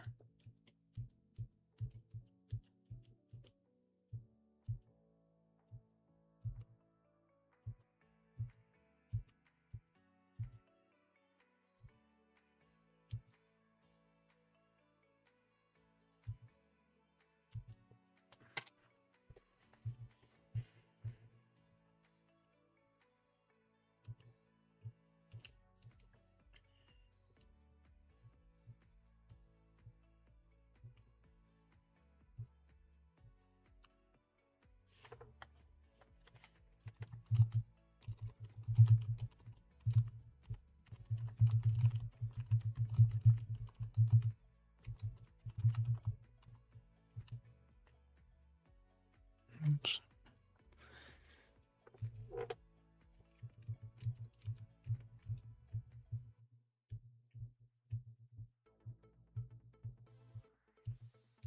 I think this is when I have some furry stuff in here. Yeah, this is from a furry convention. Yeah. That was my first furry convention. I've only been to 2. Yeah, I think 2. One of them in the Chicago area more recently. This was in Pittsburgh.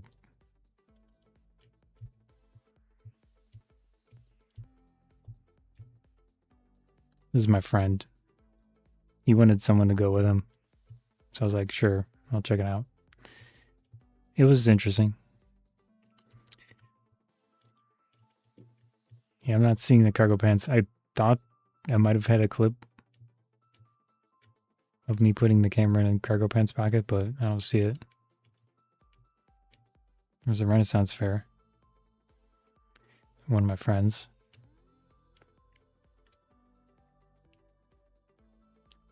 Yep.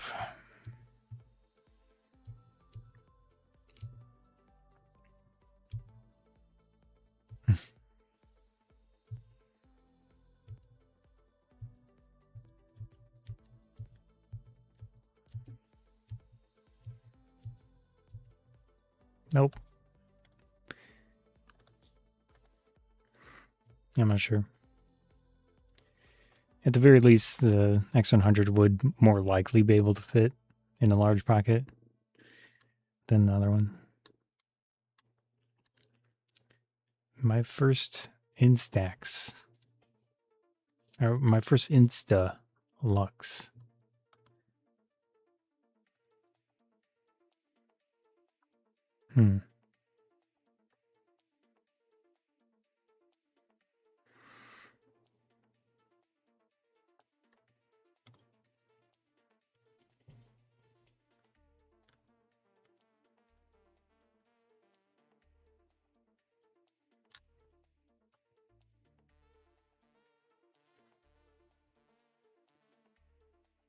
Okay, this looks like a different company. I thought it might have been Fujifilm or something because it looks kind of similar to some of their stuff. So this one looks like 20 sheets for $17. It looks like the other one.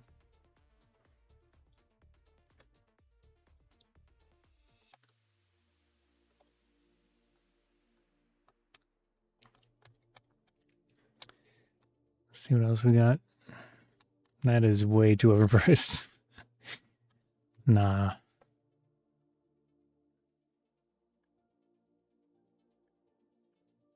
Snap roll keychain digital camera.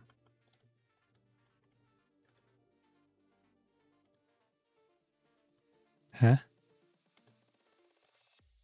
Where's the camera part?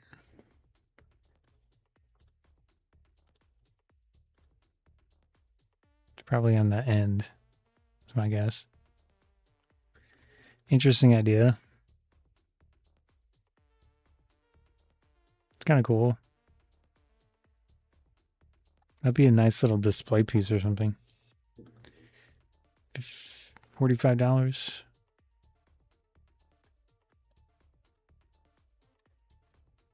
Neat.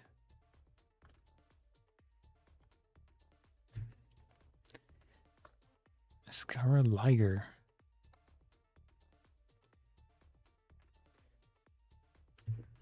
See if I can find a picture of this thing.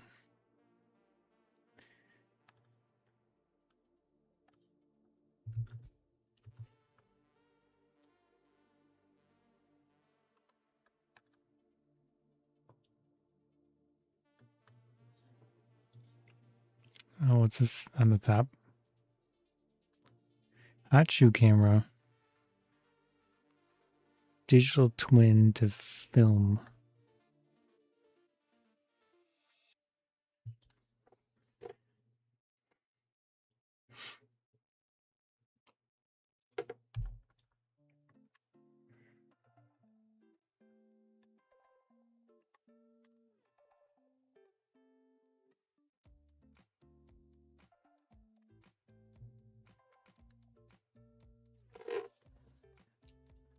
Oh. Okay, I get the point. Yeah, if you want a little digital camera with your... It should automatically trigger. Obviously, it's going to be some parallax. It's going to be slightly different framing and such. And, you know, if it's different lens, obviously it's going to be different there. But that's generally a cool idea. Yeah. I like that idea. It seems like so much of the interesting stuff of photography is starting to be in these... I mean, that's not cheap, but at least lower costs, more quirky little things. It's better than nothing. That's neat, though. I like that. A little expensive. Some sort of viewfinder thing.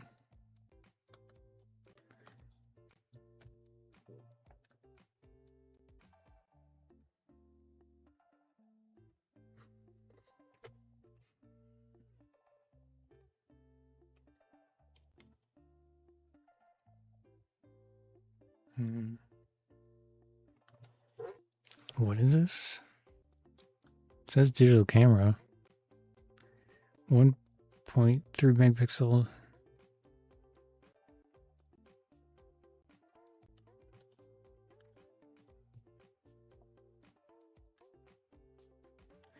Instead of an LCD screen, it features a large hollow rectangular viewfinder for framing.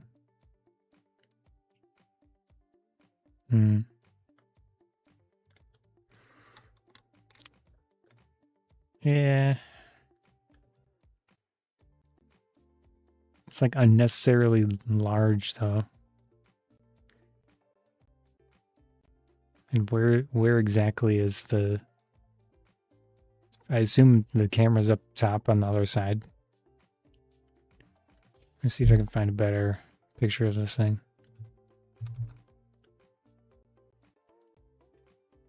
This would be another nice, like, background piece. The background.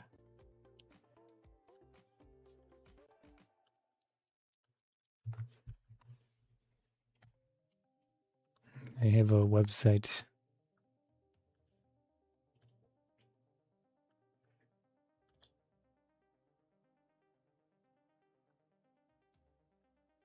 Yeah, I don't see any.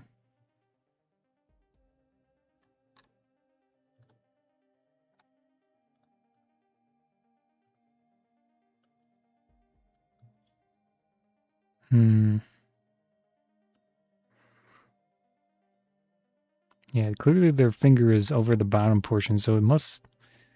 My guess is the camera's on the top back.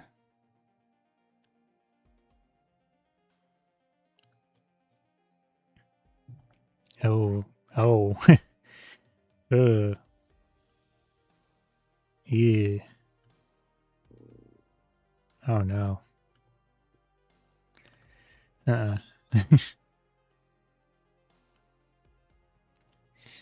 Nope. That's a little too.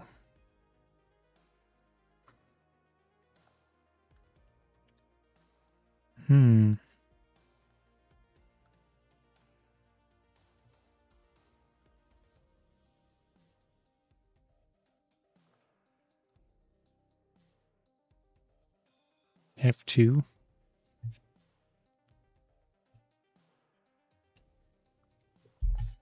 Downside of this is clearly an integrated battery. So once it's dead, it's dead.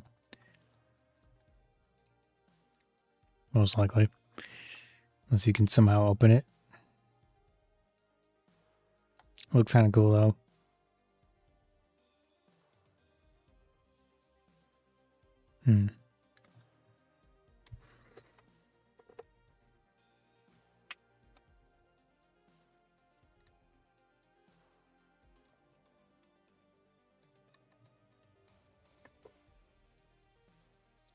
Another Minolta. Like pseudo.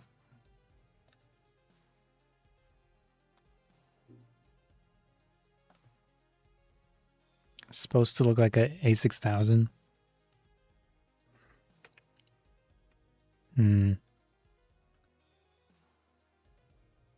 This can't be right.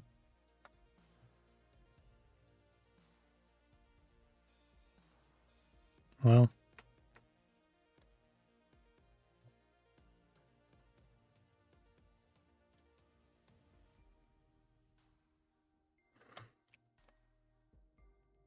Bridge camera? Yeah, this is...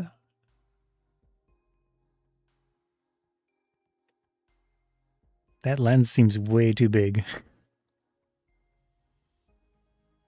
I wonder if this is fake. Yeah. I mean, I guess if it's a zoom lens, then it could have the front element that large. Like an actual zoom lens.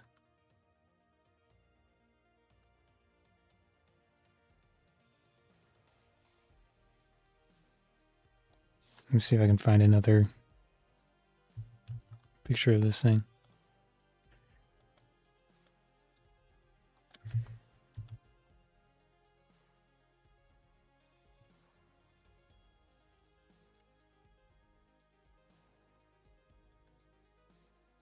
Well, I guess that is actually what it looks like.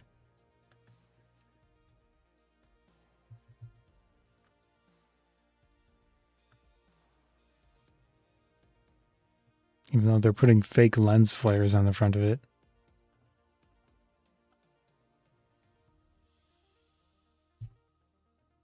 Yeah, it looks very similar to an A6000 or the previous Sony's. Oh, even like a ZV E10. Yeah, very similar to the ZV E10. I have one of those. Yeah, even the texture of the grip is almost a duplicate. Huh.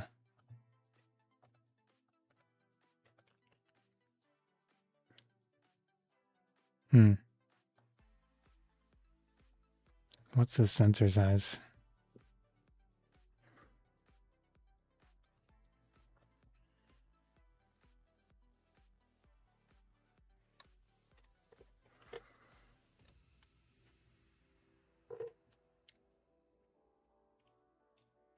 5.76 to 57.6, f1.8 to 2.6. Doesn't say.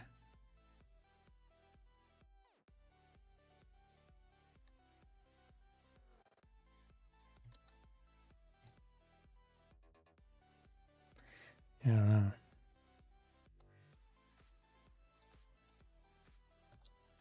1.8 aperture sounds quite good for such a long zoom. Yeah, the sensor has got to be tiny. 400 MSRP.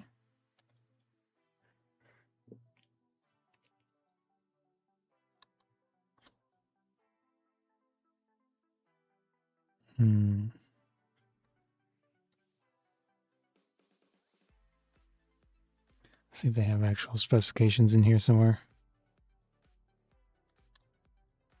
Nope. Maybe at the end.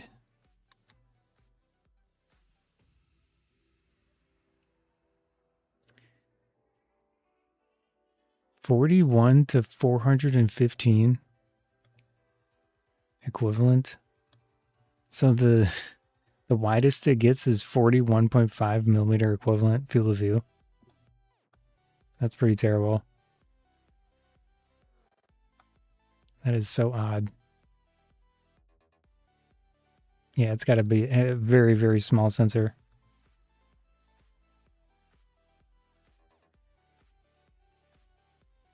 Like, who, when they design these things, what are they thinking?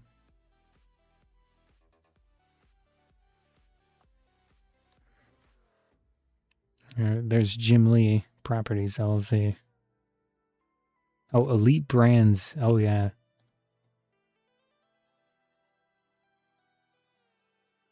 Okay. 7x crop factor. Yeah. Man.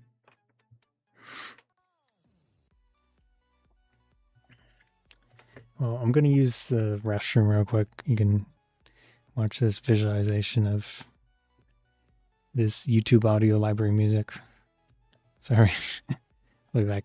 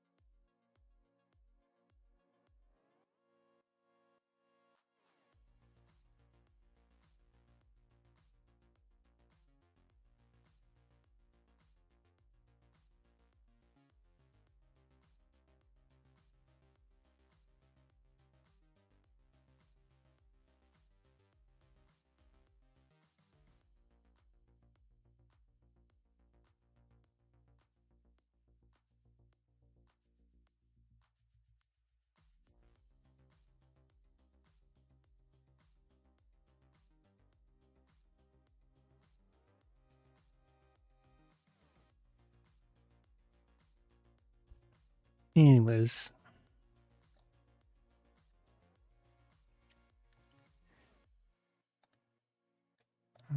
don't need that.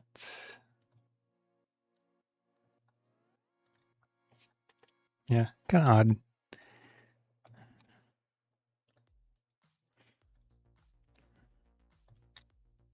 $300 for that thing.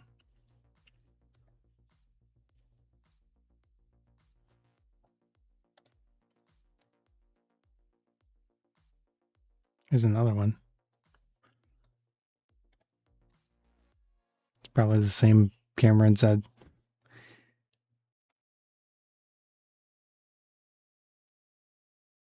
That's a prime lens.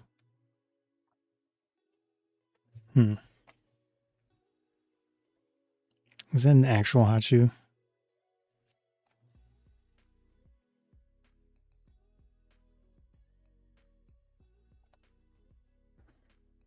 No, it's different.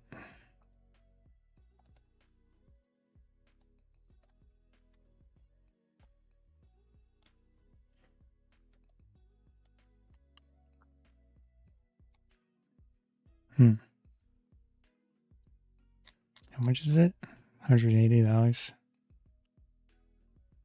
It's kind of interesting. This one's more interesting to me than the other one.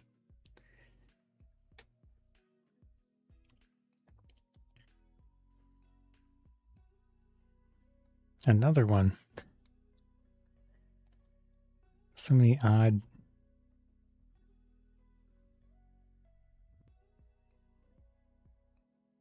So strange.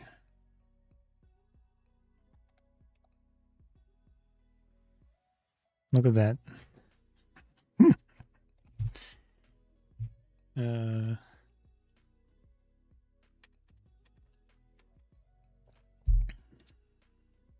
f1.8, 3.95 millimeter. I highly doubt this is wide angle.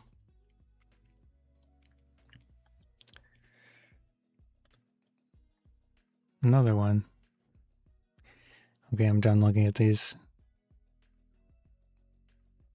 It's like they're junk cameras. This one looks a little bit more interesting. It's got the front. There's like no grip to it. This doesn't even look like a real.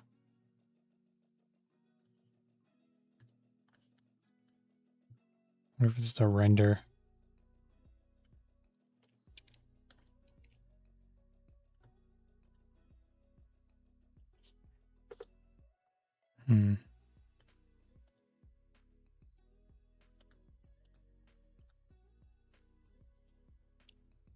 It's kind of cool, but there's no grip.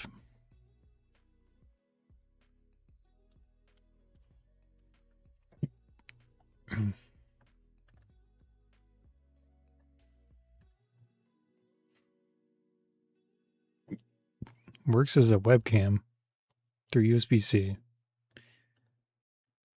That's actually, if the screen stays running, that would be kind of cool.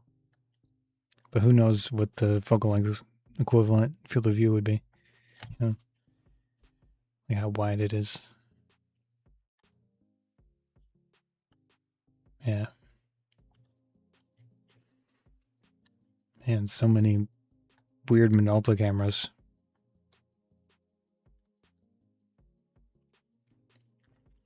So many.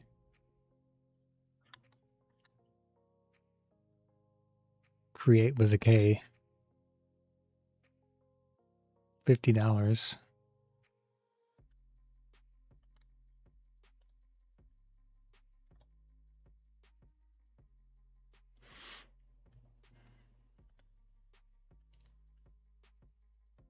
Removable battery. 2 batteries.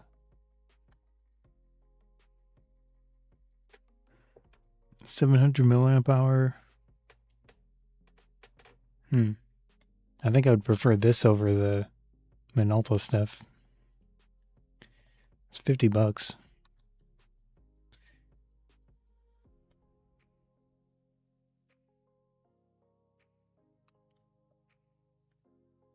Yeah.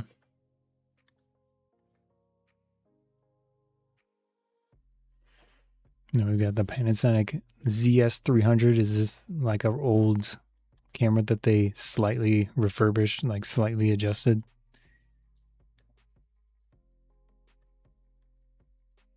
Probably. Charge nearly $900 for this thing. That is a long zoom.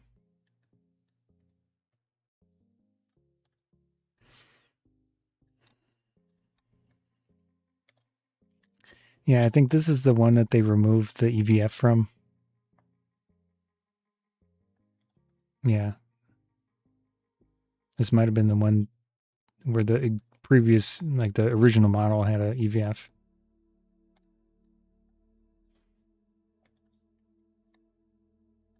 Camp Snap Pro.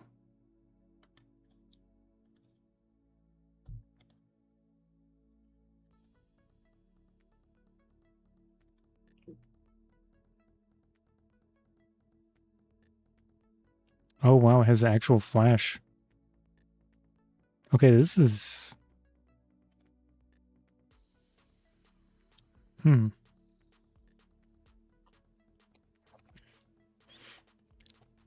Out of these types of cameras, this is actually pretty cool. Yeah, the real flash, that's big. I wouldn't mind trying that one. Wish they had just like a straight black one though.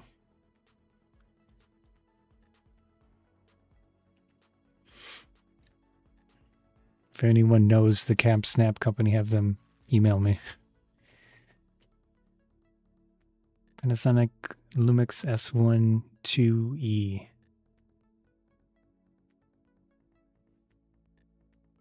Okay, I think I'm getting into stuff that I had looked at in my last. I like this camera. Still $1,600. Wait, oh, that's S5 II. Oh, that's right. Yeah. Still $1,600.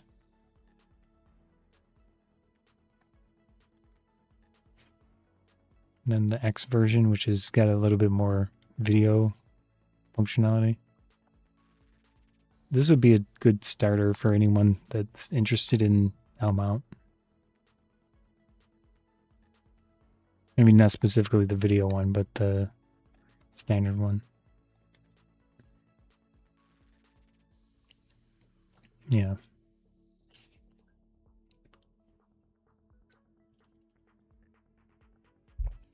It does have a fan and everything too, so it's good for video, like long term. Yeah. Very nice.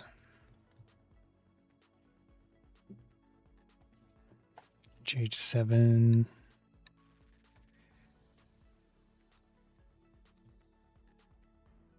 OM3 Astro. I assume this is the H alpha wavelength filter.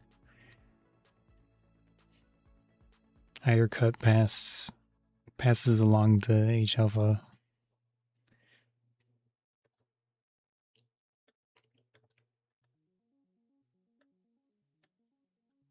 Pretty cool.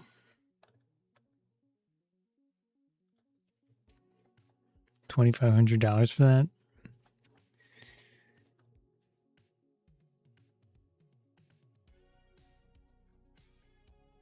Yeah, I'm definitely getting into stuff that I had seen. $2,200 for the Monochrome GR4. Flashback.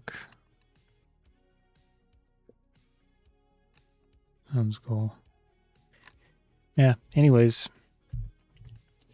I don't know if there's anything else I want to look at.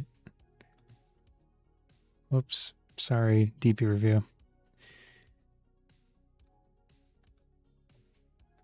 NASA turns astronauts into photographers. That's cool. Check out their website if you care about that. F-stoppers.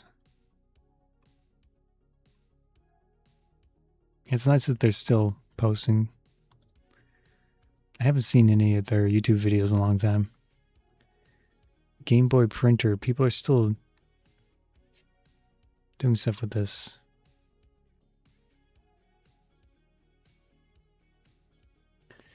Attaches a Game Boy camera to a space telescope. Takes a photo of Jupiter.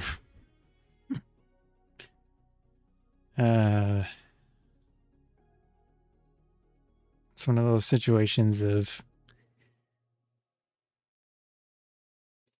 because I can.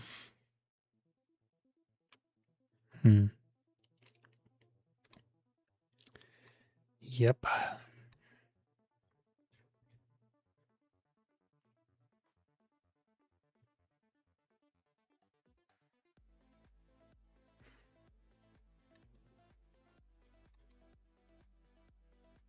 Printed.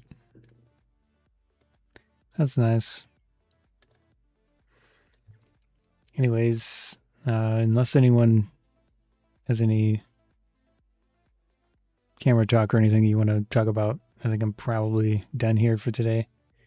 Nice little stream, just looking at what's current. Disposable cameras. Oh, I haven't looked at these yet. Let's see if there's any new. Oh, they have a Generation 3 now. I have the Gen 2.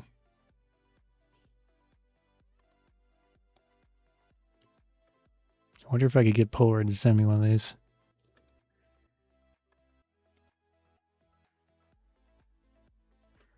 So they sent me this orange one.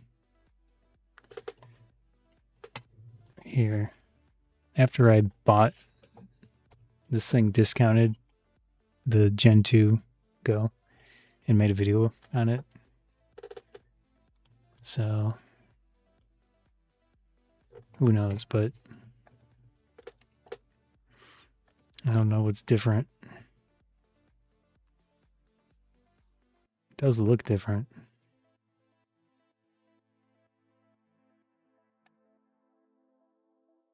It's kind of cute looking. A little goofy, but yeah. Image quality is what it is. Let's see if it mentions anything new.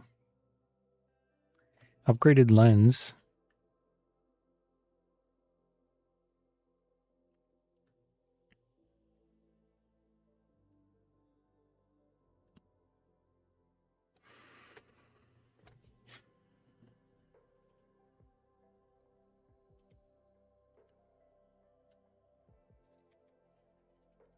Looks about the same size.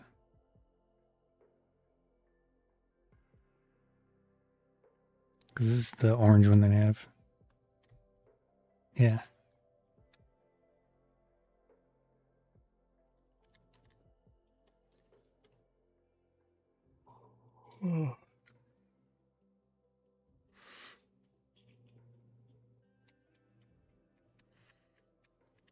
Cool.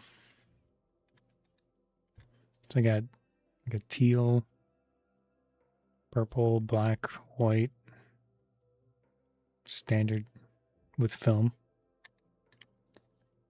Mint camera. $1,300. What the heck is this?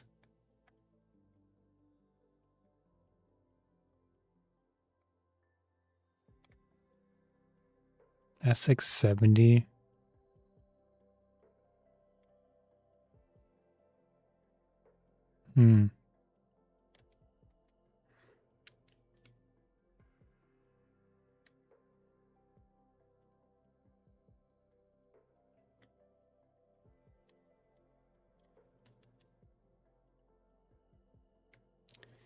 I guess if you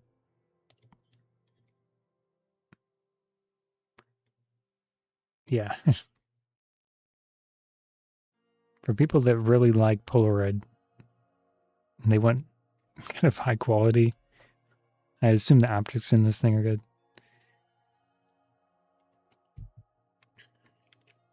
Instax wide. Mini 13. Is my mic working? Yeah.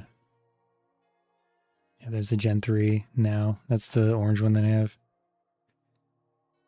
What is this? EF mount.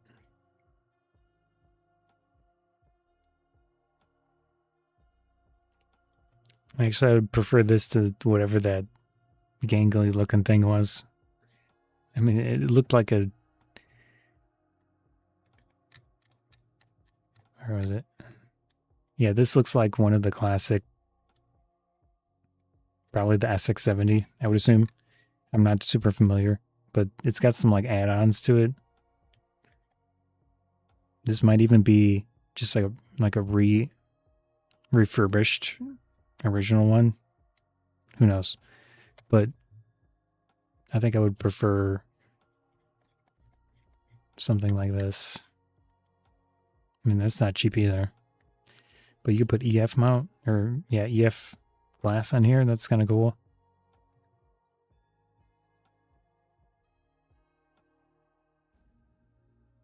That's pretty neat.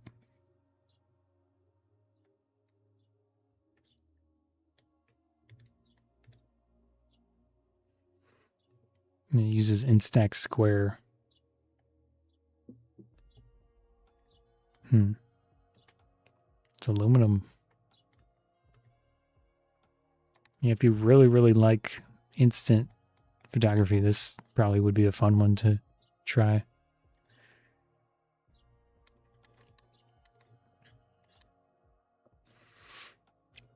That's so odd.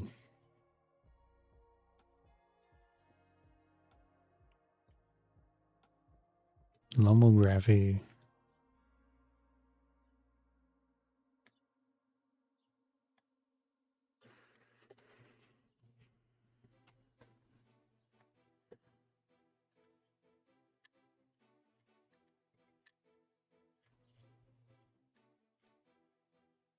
There's Instax Mini Evo.